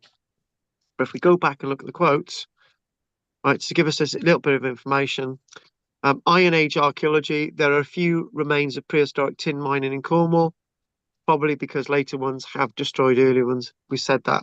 However, shallow cuttings used for extracting ore can be seen in some places, such as Chalcombe Down in Dartmoor. And what they are, I'll give you an idea. I'll give you an idea what they are. If you can imagine wandering around Dartmoor and suddenly there's a gash in the ground, and you know, it looks quite linear, and it's almost like you've got a flat bottom to it, and it's got like you know, it's parallel, right? It's like a square ditch, right? Those are called lode following, basically mining on the surface mines. So what you do, you'd find some of your ore on the surface, whether it's tin or copper or whatever else, right? And you just follow it along the surface. You follow the minerals across the surface, right? So you follow the lode across the surface, and that's what they are. Fairly easy to identify, actually. I haven't got a photograph of it today. And so again, tin mining, and the one thing about tin mining is that, can you see the problem with tin mining there? It's only referring to tin mining in Cornwall and Devon. We already know that there's evidence of tin mining in Scotland. So why don't they mention that? Tin mining in Britain has been occurring, but they don't mention the mining in Scotland. So again, when you're looking at archaeology, you've got to be very careful, and you've got to think, were they doing this, and were other things happening, right?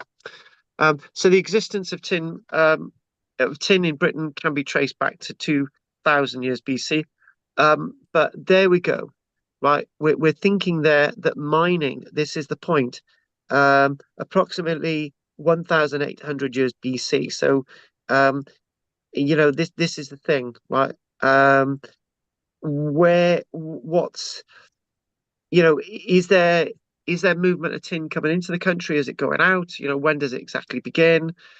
Obviously, our copper's going out. All of these ideas are to be basically thought about, right? So there's lots of this about mining and tin.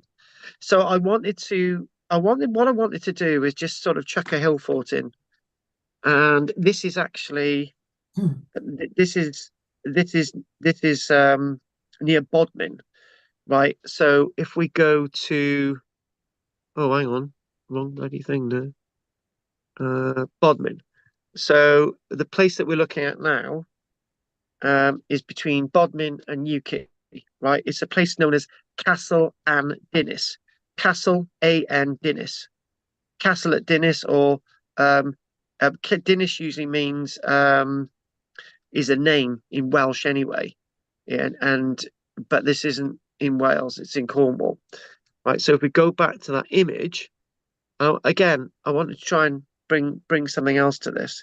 So Castle Dinas is one of the largest and most impressive hill forts in Cornwall. It certainly jumps out of the screen at you. It looks really impressive. Sited in an imposing position on the summit of Castle Downs, with extensive and panoramic views across central Cornwall to both north and south coasts. This is quite amazing that you've got something that's quite high up, and there's actually a hill fort actually at the top there. This is not, as I told you, usually hill forts are usually not on the tops of most hills, right? They're on the tops of some hills, right? And they're in all sorts of positions, but this happens to be directly on top of a hill.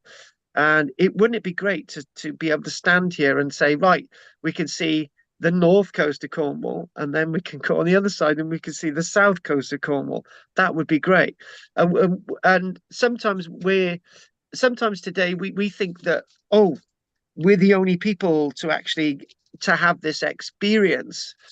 But the word in archaeology, phenomenology, which is basically getting an experience of the past, phenomenology, they did it as well. They had that sense, and this site itself is probably with us at least 200, if not 300 years before Christ. So 2000 to 300 years ago. And what you've got 3 ditches, you've got 3 banks, right? And this is 650 feet in diameter and 700 feet above sea level. And again, linking this into mining, again, having another interplay. It's so easy in archaeology to say, right, we've got a hill fort, it's just to do with farming, right? But this is in a great mining area in prehistoric period. So it was obviously must have had something to do with mining. And maybe what they kept in here was some of the ore, some of the material ready to take off elsewhere. And one of the great things with Cornwall is, unlike other parts of the United Kingdom, we have legends associated with their sites. In this case, Castle and Dinas, this is mentioned in Cornish legends as one of the seats of the Duke of Cornwall, and as the place where Cador, Duke of Cornwall, and husband of King Arthur's mother, met his death. The existence of such legends suggests that this site remained important long after its construction in the Iron Age.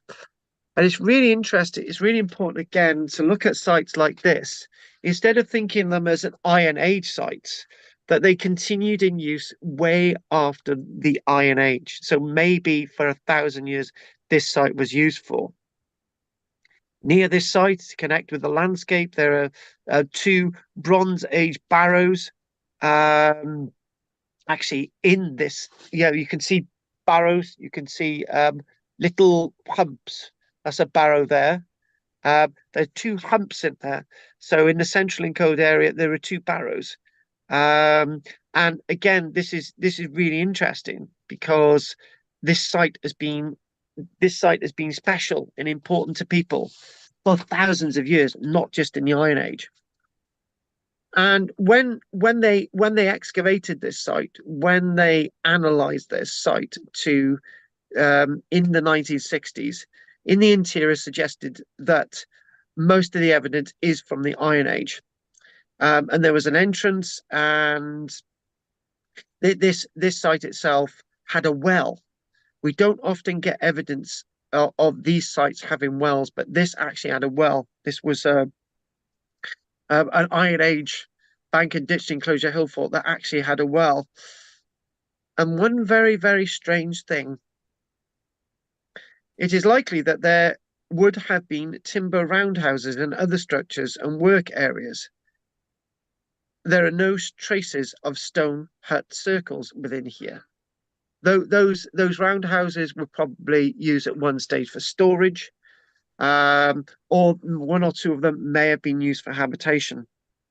Sites like this are now thought to have been less a military fortress and more a place of a focus for the community.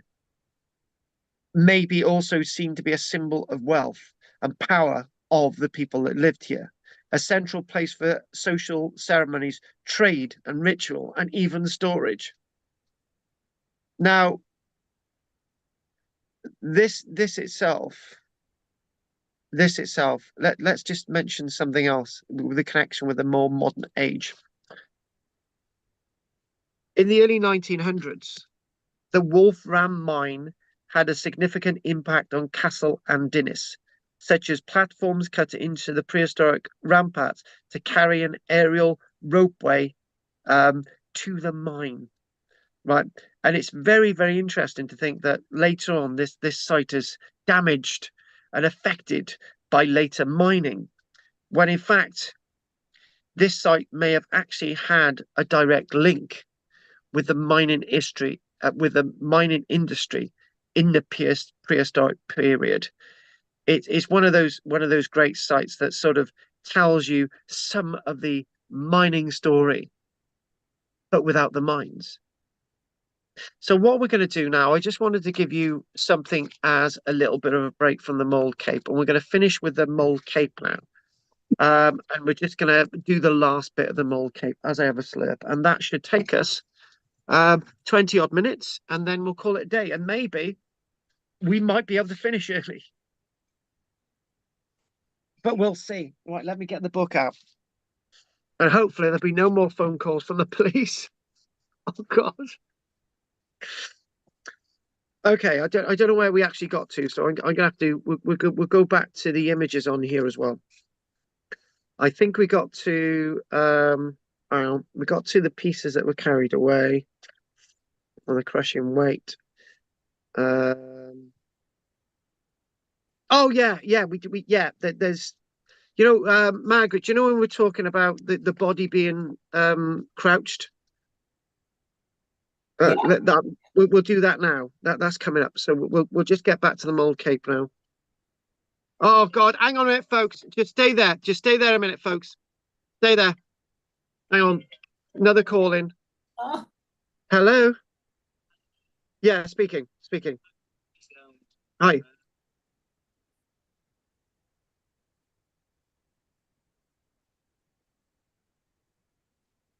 Okay, brilliant. Excellent. I really appreciate that.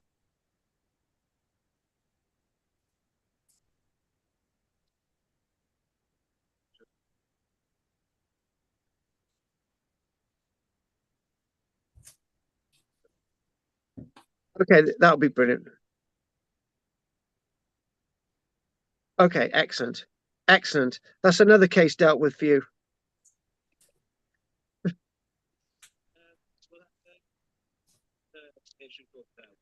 Brilliant. I really appreciate that. Thank you very much. You take care. You have a nice day. Bye bye. No night. No night. No night. No night. No night. Isn't it great to have such nice police officers? Oh God, this is not one of those evenings. It's interesting. It is. It is. Oh my God. Right. Okay. Let's just. Yeah. Okay. Well. Yeah. It's interesting. Yeah. Maybe I should have just done that on speaker. It would have been much better. Right. Okay. Let's just go back to this and there. That's better. Go for it. Yeah. Right. Further, a correspondence. Oh, right. Let's just go. Let's just finish with this last bit where we were. So here we go. Several rings and breastpins have been made out of the pieces carried away. So, we've got evidence that lots of stuff has gone. From a further correspondence I have had with Mr. Clough, and also from a passage in his letter just referred to, it would seem that, according to the information received by him, there was not anything similar to a vault in the Khan described. But it is obvious, I think, from the details set forth by Mr. Clough, Reverend Clough, the historian, the antiquarian associated with it, as to the state in which the things were found, that the chief deposit must have been protected from crushing weight. I know I've already read this, but we're just doing this little bit.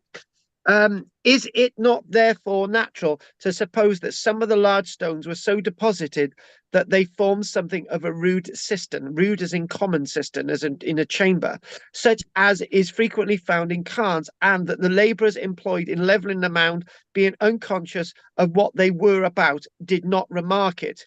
It may also have happened, as the bones of the extremities of the skeleton were not observed, where they might have been expected to be found, that the figure had been doubled up.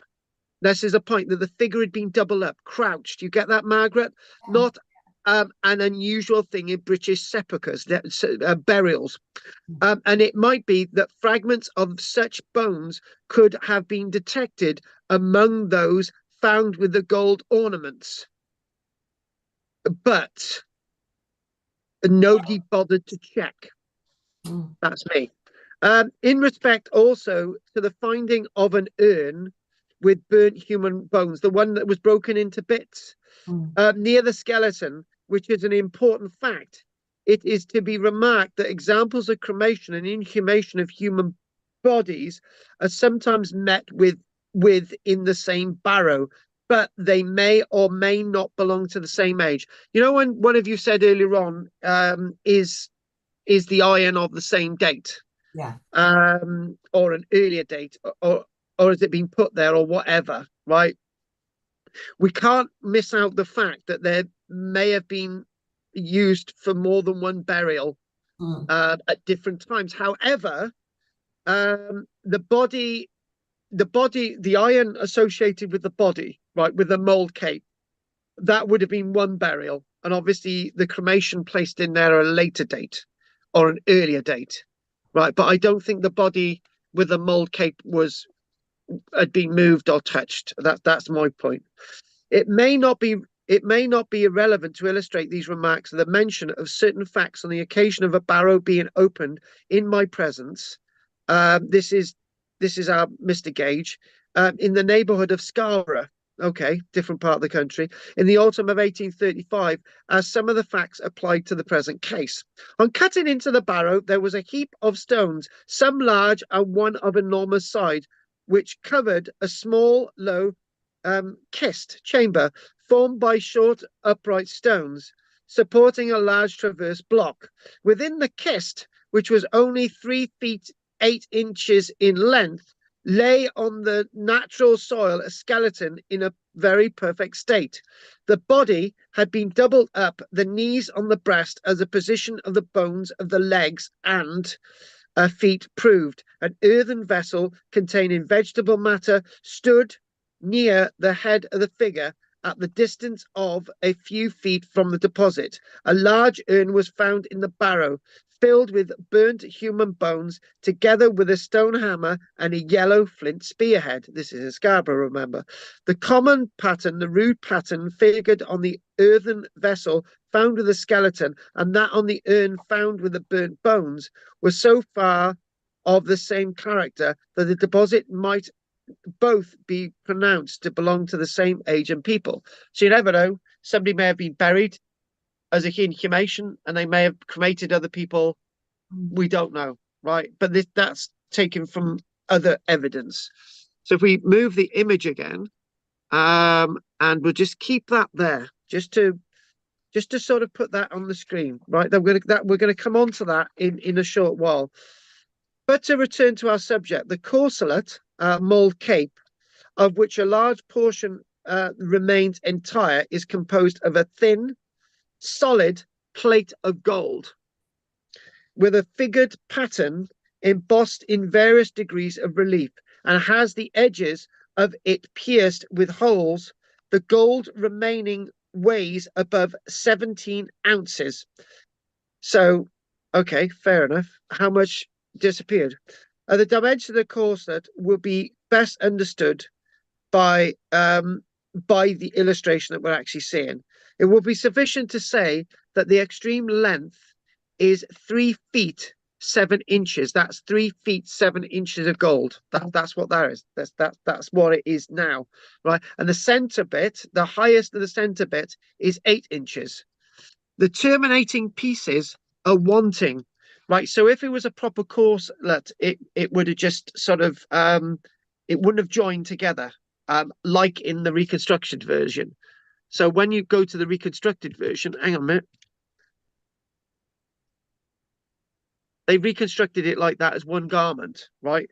When in fact they're originally saying that this wasn't like that. It was not like that, right? And you know, it wasn't a complete garment. It was just put over you, yeah.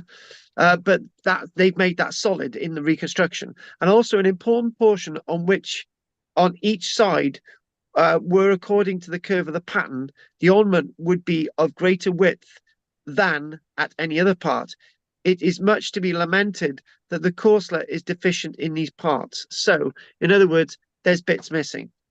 Because they would have enabled us to conjecture with more probability how it was applied to the body, which, from its extraordinary dimensions and present form, is very difficult to say. So we don't know whether it looked like that at all, because the evidence disappeared. It was melted. It didn't remain, right?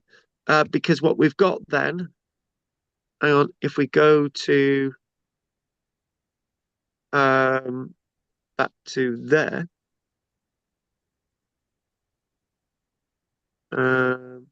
There we go. On a careful examination of the flat pieces of copper belonging to Mr. Langford, which by the kindness of Reverend Clough have been sent up for inspection, together with the 2 fragments of gold supposed to be a strap, but now we know that belonged to another cape. No holes are found pierced in the copper. And the appearance of nail heads or rivets on one piece, which is thicker and much heavier than the others and curving, proceeds from masses of corrosion. Now, if they're iron nails, then that explains the corrosion. We know that there's iron there, right? So they're iron rivets, not copper rivets, which we thought before. It must also be remarked that the external surface of the holes pierced in the edges of the corselet itself show no marks of the heads of nails or rivets. At the same time, the gold bears evidence marks of having been in contact with copper. So it's mounted on copper, right, and leather backing of something.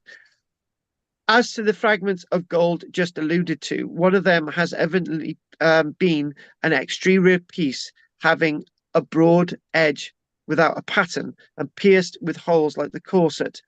These pieces are about 1 inch and 3 quarters wide, right? So it's obviously talking about those sections there. The other ones at the bottom, which again, we do believe belongs to another corselet.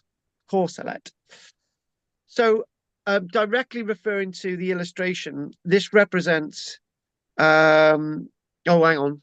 I'm just going to double check to make sure I've got the right figure. No, that's that there. LLP, LL1. Make sure this is the right L1. Okay, we'll keep that there. So it's saying if we go to that's a reconstruction that represents a portion of the courselet. I want to enable the reader perfectly to comprehend the nature of the pattern figured upon it. Now, it's saying that itself, that reconstruction, is actually in real scale. If I showed you the book, right, they say that is to scale in the book. That's to scale. Right, so when at the end I'll show you this. That's actually to scale, and it says it basically refers to that. So that's the reconstruction. So anyway, carry on. Will enable the reader perfectly to comprehend the nature of the pattern figured upon it, which consists of raised curves forming channels between them, in most of which a variety of ornaments in relief punched and finished with tools of different sizes. So these are tool punched. Okay, this is what these are. So when you see the inside go of on. it, when you see the other side of it, you can see where it's been punched through. That's right. Yeah. That's right. That's right. So basically you've got the embossed, and you've got the way this is all formed, and it's got a little bit more of a description there as well. But that's basically what we're talking about, right? So we're nearly at the end. So it goes on to say, and we're joined by Jarden online, so keep there because there's something coming up for you. In the cabinet of Sir Richard Colt Hoare, who was one of the biggest big antiquarians at the time, are various ornaments of gold, and among them is something from a Wiltshire barrow, right? And this is a thin lamina, which is basically which would have gone around the neck, but neither in his nor in any other collection in this country that I am aware of is there any ornament the same description of the corselet before us. You know, Roger was talking earlier on about you know, the gowns and the sort of ornamental you know, corselets that they actually wear for the Gorsedd and Steadford, right?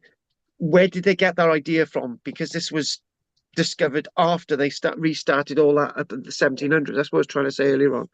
And it goes on to say, I am not prepared to say whether the tombs of the Crimea, where barbaric gold is often met with, furnish anything of the kind, where that's not similar to this either, though it may be observed that the thin leaves of gold embossed in relief found at Kutishk, and now in the King's collection at Paris, I think that comes from the Crimea, were pierced with holes and apparently intended to be attached to garments. So in other words, the holes at the bottom, right, this is mounted on something, right? And if this is mounted on something, you see where we're going now, right? If this was mounted on something, an item of clothing, right, it therefore looked nothing like the reconstruction, which we're going to come back to. Right? It looked nothing. Hang on. It was not worn anything like that, because it was actually part of an overall garment, right? It was actually not only that it wasn't complete like this, right? It didn't look like this, right? It was actually attached to something. It was attached to some kind of a gown, right? That's what we're saying, right? From another example that they're referring to, that they've got on display in Paris. Right, another point. Gold armor is said to have been found in Ireland, but other objects have perhaps been confounded with it, such as the golden crescents, which have been found in Cornwall and in Normandy, as well as in Ireland, and such as something known as the Jodan Moraine or breastplate of judgment of the Irish Druids, found in the county of Limerick and perhaps elsewhere in Ireland. These ornaments are of a different nature from the corselet, and as to the crescents found in Ireland, while the specimens from the different countries agree singularly with each other in the style of art, they are in this altogether dissimilar from our corselet. So, in other words, even though there's loads of gold objects, nothing like this has ever been found up until well, nothing like this has been found up until this book is referring to. It's saying that the workmanship be classed as a style of which there is some resemblance to other styles, but nothing exactly the same. It's referring to in Cardiganshire, they found a bronze shield. This is again referring to 1836. And they're saying that there's a similar art to a bronze shield being found in Cardiganshire. Again, not in gold. Finally, to close with today, let's just go back to the other things that we've got here. Right, go back to this again. Go back to the reconstruction. Oh, again, when I've got these copied properly from the book, I will show these again. There's a Mr. Owen Pugh conjectured that Bryn Ellyllon, the Hill of the Sprites now, the mound where this was found, might possibly be the grave of Bentley Gower. Bentley Gower, an exalted chieftain. The Camp Caer Bentley near Mold, lying at no great distance, whose son Bethley was buried in the neighbourhood, his grave being noticed in the Beddau Melwr in these words. In other words, the Beddau Melwr is a specific Welsh language work, right? And it says, maybe it's this mound. Maybe in that document it's referring to this mound and the burial. The mound of the grave in the Great Plain, the weight of his hand on his sword is the grave of Bethley, the son of Bentley, the giant. Now, can you imagine that this is actually the actual mound of somebody that has been written about in history? It would be like finding Richard III's burial. And finally, but perhaps we may be pardoned for observing that if it is Bentley Gower, is the same personage as the Bentley mentioned by Nennius over 1,200 years ago. Bentley Gower had not, according to the same historian, any place of burial, for in punishment of his refusal to receive Saint Germanus into his city, Nennius says. So, in other words, it can't be anything to do with anything to do with Saint Germanus, who was one of the Christian saints coming over to Britain in the 440s. So it's obviously to do with the earlier giant, the grave of Bethley, the son of Bentley the giant, and not one referred to as Nennius the historian. I know this is going over our heads now, but there is one last thing about this whole find. Further, a Mr. and Irene Owen, to whom the author, John Gage, is much indebted for the notices given from the Welsh poets and for other information, remarks that this district of the place of Bryn Ellyllon, which extends from near Corwen to near Mold, it's never to be found by name, it's saying, right? But you never know, this could be a famous place. John Gage says, I cannot conclude this letter without paying a just compliment to the trustees of the British Museum for their spirit in securing to the public this national treasure. I am, dear Sir Henry, your obedient, humble servant, John Gage. And that's the story today. And that is the true story about the Mold Cape. Hopefully you've taken that on board. And hopefully there is something to be learned from looking at fact rather than the fictitious nonsense that we see published on the internet, which is, by all accounts, incorrect. And the other thing I'd like to say is that is basically all that we know about the Mold Cape other than the artifacts. There are a few other things out there, more complete documents from Mr. Langford and John Gage. But other than everything I've told you, in 1951, they put a report together, and most of it is complete made up fantasy. And that is fact rather than fiction that we've done today. On that note, we're going to call it a day. I don't know if anyone wants to say anything on YouTube, but let's see if there's anything from David. No, thank you. Okay, Bye. okay. Oh, no, night, David. I'll see you next week.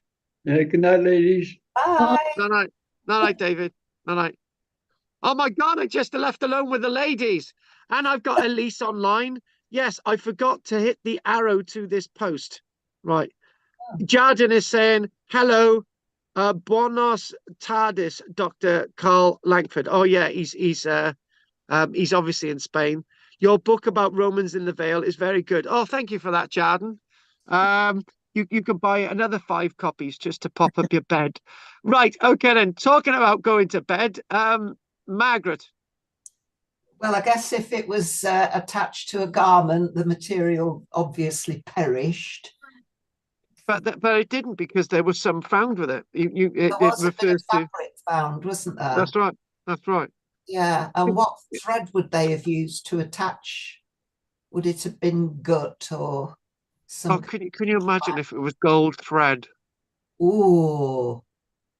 Well, That that would would have be. survived. That would have survived, wouldn't it? Yeah, but not to the workmen. They would have just seen it as little bits of yellow stuff. They may not have found it at all. So. Yeah. Well, yeah, it's probably not going to be gold thread, but if you're going to use something to secure and it's going to be, well worthwhile, that maybe you would have, Mm. I wonder if there's any more buried away somewhere. I can't imagine they only ever made one. I reckon this is one of a few. They couldn't have just made one. None of these things are unique. Although I'd like to say that there's more Stonehenges out there, but I think we'd have found them by now. But in regards to something like that, there's probably a few out there. Yeah. Buried things. Yeah, there must be loads of things buried. Every time they build, they're doing a new construction and they get the archaeological team in, they nearly always find something, don't they? Well, not in Wales. No? Do they not get the archaeologists in Wales? Yeah, we got loads of archaeologists in Wales, but they don't seem to find things for reasons that I'm not going to go into. Because they've all been nicked. No, usually what happens is stuff is published and hidden away, and then years later we say these things were found a decade ago, at which point there's housing being placed up. That's the way we do things here. Oh, how disappointing. Yeah, it is disappointing. But what's going to happen now is because the thing is, we are going to mention a little bit about politics, right? All these politicians are talking about building all these homes. Why do we need to build any? And they're talking about, from an archaeological point of view, they're talking about having to relax planning laws. So that means that somebody could say, right, there's a prehistoric site over there. We're relaxing planning laws. We could just build a site on it, just destroy the archaeology. That's what relaxing planning laws are about. So any of these political parties that are talking about building more houses, don't vote for them. Well, they should stop these second homes in the Lake District. There are so many second homes. Yeah, exactly. There's loads of homes everywhere, and if you go to Salford if you go to Salford in Birmingham, it is in Birmingham, isn't it? There's tens of thousands of empty houses in the South Wales valleys. There's about 30 to 40 empty terraced houses, and they're talking about building new houses. There's hundreds and hundreds and hundreds of thousands of houses in Britain that but what we want to do is destroy the archaeology and destroy the trees and destroy the fields and to build upon the whole thing when there's all these houses there. As far as I'm concerned, I live in the countryside. We don't want people here. I know I've got really political there. That was really good. And somebody said by Cosmester Medieval Village in the Vale of Glamorgan, no, they are going to build houses there next door to a medieval site which they've reconstructed. So, Ah, oh, and Elise is saying enjoyed seeing everyone and the material. Always learn something now new. At least most people have been away today, but it's good to have you online as well. Right. Anything else? Anything else from you, Margaret? no, it was really good. Just when we thought we knew everything about the mold cape, something new always crops up, doesn't it? Yeah, but it's always been there. That's the problem. Yeah. But good, and Yeah, I'm sure that more things will be discovered about it. a bit like me finding out that I'm Drina's love child. Ah, She had, you know, what she did. What it was, my mum was desperate to have a baby and she wanted another one. And Drina come along and said, "Oh, you can have this one." And then my mum gave Drina a load of money, and that's how it happened. Anyway, Margaret, anything else from you before we get anything from Drina? now, what are we doing next week? No idea. Are we doing about the Iron Age tribes? No, we won't be doing them yet. Oh, I think that's what really got me interested in archaeology, was hearing about the Iron Age tribes. Well, I can dress up in some bondage outfits and sort of pretend to be an Iron Age tribal warrior. What, like Queen Cartimandua? Oh yeah, I could see her in her She's leathers. my heroine. I Oh, wonder if she wore a corselet. oh yeah, and all the way, all the way. Did. You know. I bet she did. I wonder if she knew Queen Boadicea. I wonder if they came into contact at all when they were trying to defeat the Romans. Although Cartimandua was, she was very in with the Romans, wasn't she? Oh, she was butch. She was what, butch? Yeah, she had hairs under her armpits and everything. How do you know? I've got And she had nipple tassels as well. Oh, on. gold or iron. Oh, hang on a minute, Drina, shut up about this. I think we'll have no silver ones, silver nipple piercings. Sounds very painful. Yes. Yes. Well. Just think of what happens with the Prince Albert. I can't really work out how that happened. You know, you've got this chain attached to your John Thomas, and it's just the ring on it. Oh my God, I don't know how that works. Albert? No, you've got a Prince Albert on the end of his. Oh, I see. How the hell did we get onto this? Right, Drina, anything you want to say? I'm frightened to say anything now. No, Look. it's fascinating. Yeah. I used to go to Mold quite a lot, but I don't know why. Mold Cape. It's all right. It's a nice little town. It is. Yeah. Do you know one of my memories of it? I'll give you somebody online that's saying baking hell. Driven to drink listening to this. Yeah, I know you are. Basically, I went to I a couple of stories about mold. Right, I went to see the mold cape in the museum. That's fair enough. And then I was at night. Right, I was just about to get the train back. I don't know. Somehow I had got back from mold to go wherever. But anyway, I went into the toilets. Right, and I heard the clanking in the toilet next door to me. Right. Hey. And said next thing there was money going under the door, right? It was, and I thought, oh my God, there's something happening here, right? And this guy ran out, right? And he said he ran out with a load of money in his hands, right? And I just looked at him shocked. I thought I just had to say, I'm not that type of boy. I was going to say, and he says, oh no, don't worry, right? I've just nicked a load of money from a collection container in the chip shop, right? So I thought, oh my God, right. Anyway, I went over the road to tell the police. And they said, oh, well, we're not coming down to see you. Just leave the collection container, the empty one, and there was a few bits of money on it. We'll be over there in the morning to collect it, they said. Right. So that's North Wales policing, right, in Mold, right? And then what was the next time? Yeah, I camped in these. Oh God, I just burped. Sorry. I camped in this again. Bad. I camped in these woods, right, next door to a bend in the river, right. Yeah. And at night, I didn't know I was next door to a dogging spot, did I? Oh. There were all these sounds and all these noises and laughing and horns beeping, and then this woman streaked through the woods. You can't make it up. Well, you lead a very exciting life. I must say. You know what? I was petrified of these women, so I locked myself in my tent. Nothing like that ever happens in our side, does it, Dreamer? No, no. Oh yeah, that time that I met Claire, flipping heck. And she always going back to Claire's house. She said, "Come back." It's the best chat up line, but they're one of the most disappointing chat up lines I've ever had.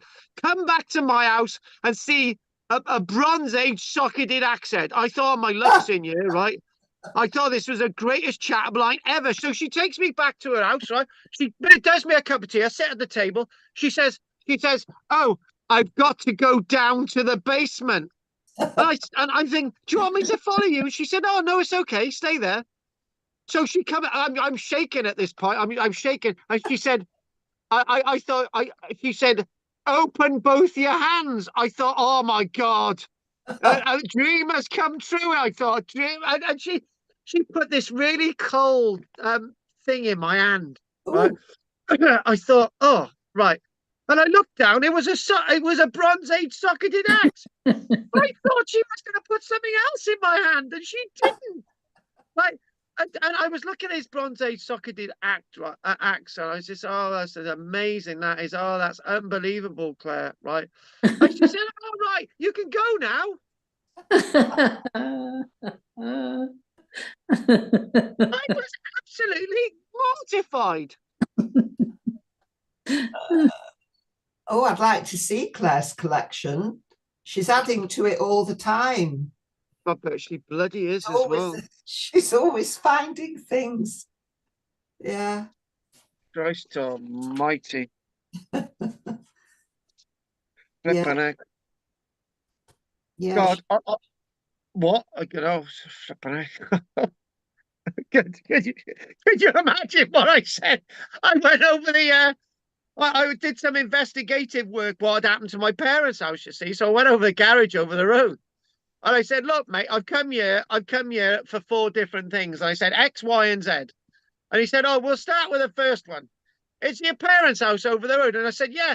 He said, "I saw 2 policemen turn up on Saturday at 12 o'clock with that thing, with that big metal thing to smash open your parents' door, right?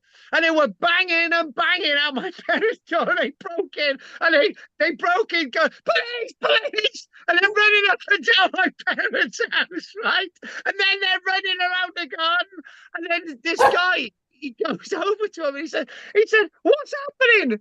And he said, "Oh, we're looking for someone." And I said, "Yeah, hang on, it's an elderly couple living in there, my mum and dad." And he said, "Oh, we didn't know that. We were looking for someone." And I just, my God, can you imagine my mum and dad were in bed? Oh my God, you can't just go hacking people's doors down like that, whoever you are.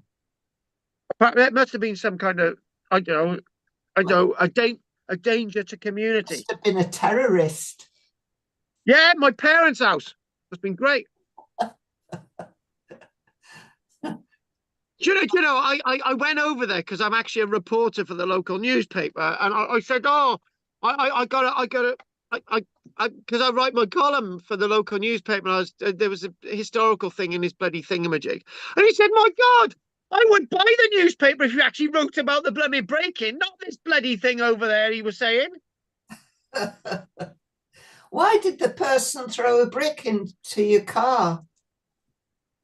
Oh, for God's What's all sake. that about? What's all that about? I had a row with this guy earlier on in the day, right?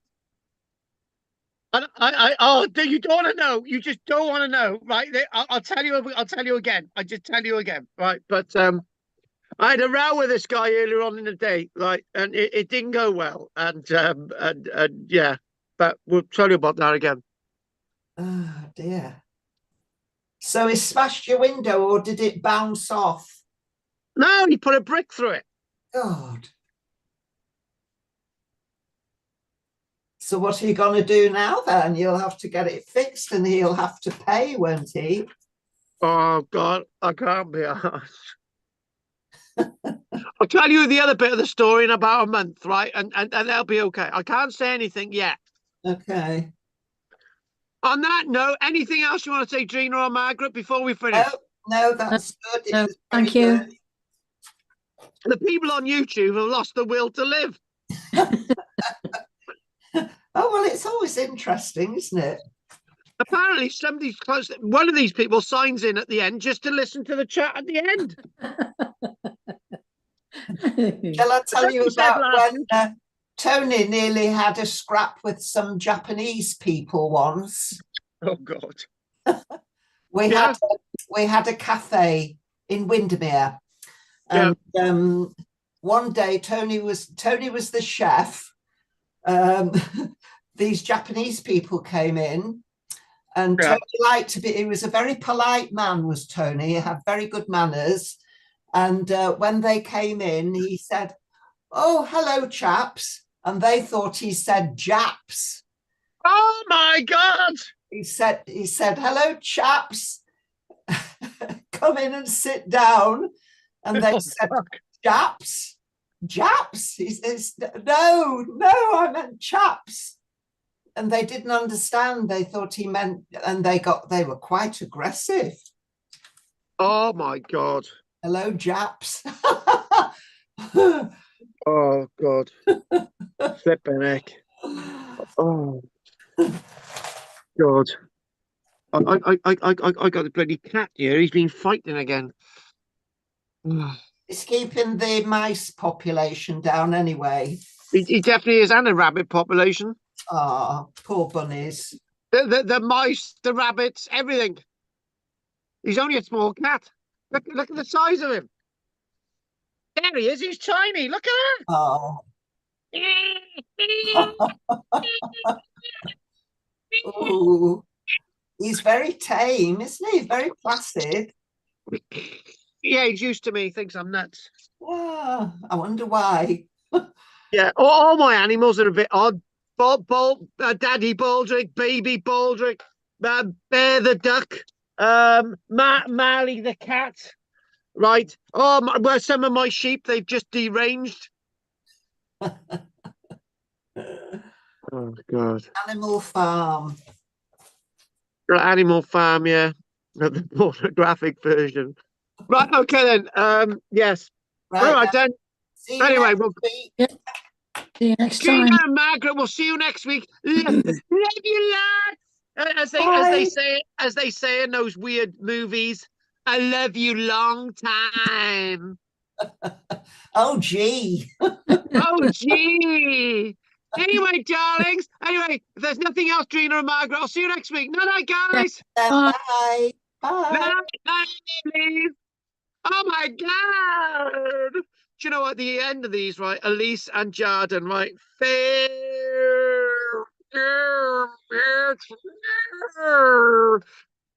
Oh my God. You know, I've even burped in the class. I've never done that before in my life. Oh my God. I've had the police phone in. Oh no, it's been a bloody nightmare. Right. Tell you what, half my class is away, right? Oh, by the way, we're on tomorrow night.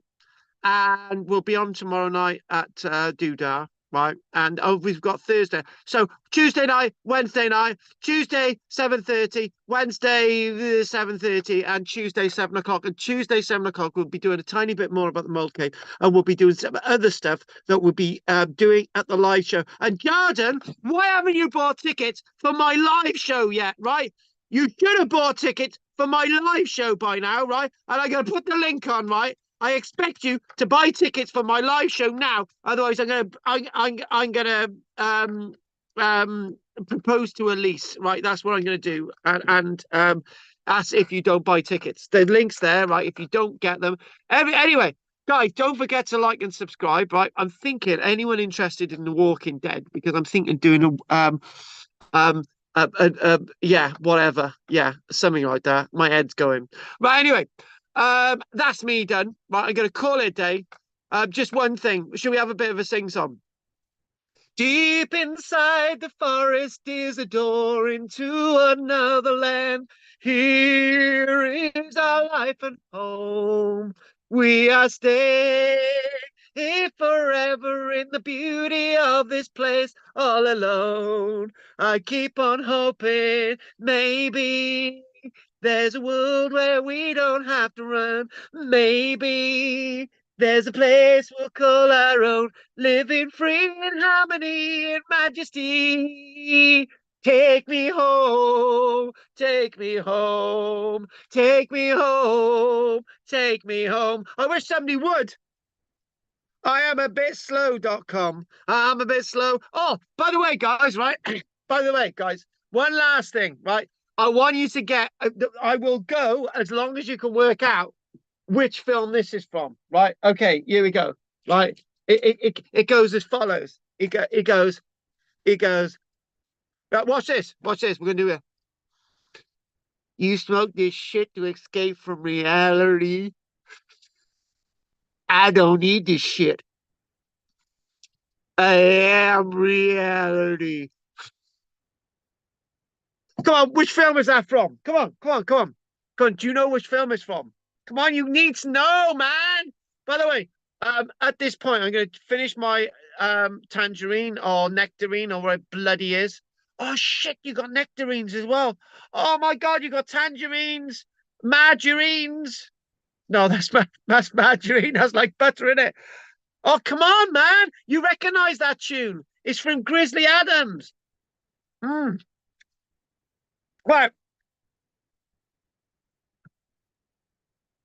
I gotta go. I gotta go. I gotta go, man. I gotta go, man. Wow. Now, what I can do is I have pancakes. Right. I got some stuff on them. Cream. I gotta have a load of cream. That's what I'm gonna do. And the best thing to do with cream is just like, it's lush, isn't it? It's lush. It's lush. All right. That's weird, that is, with the window. Right. Guys, I'm going. I'm going to say goodnight. I'm not O'Heed. Oh, okay. No clue. It's Platoon. You know, the bit with between Sergeant Bands. You know Sergeant Bands? Yeah. You know the one? He goes in there. Sunshine man. What is my don't hurt me? Right, okay, I'm going. I've had a long day, I can tell. It's really getting to me. Right, okay. Okay, guys. I'm going to call it a day now. I'm off. I'm going to say goodnight. Diolch yn fawr i chi. Gwelwch chi eto. Nos da chi nawr. And those online. Good night, Elise. Good night, Jarden. Good night, the Pope. Pope on a rope. Let's go and get Pope on a rope. Right, that's it. I'm done. I'm going. Night. Yesterday, all my troubles were so far away. The missus said that I like looking at me in online, like, it's just like an audience, right? I don't know. You guys must think it's absolutely bonkers. Right, going now. I'm on tomorrow. Nostachi, and I'm on tomorrow at 7:30 Wednesday. Night. Night.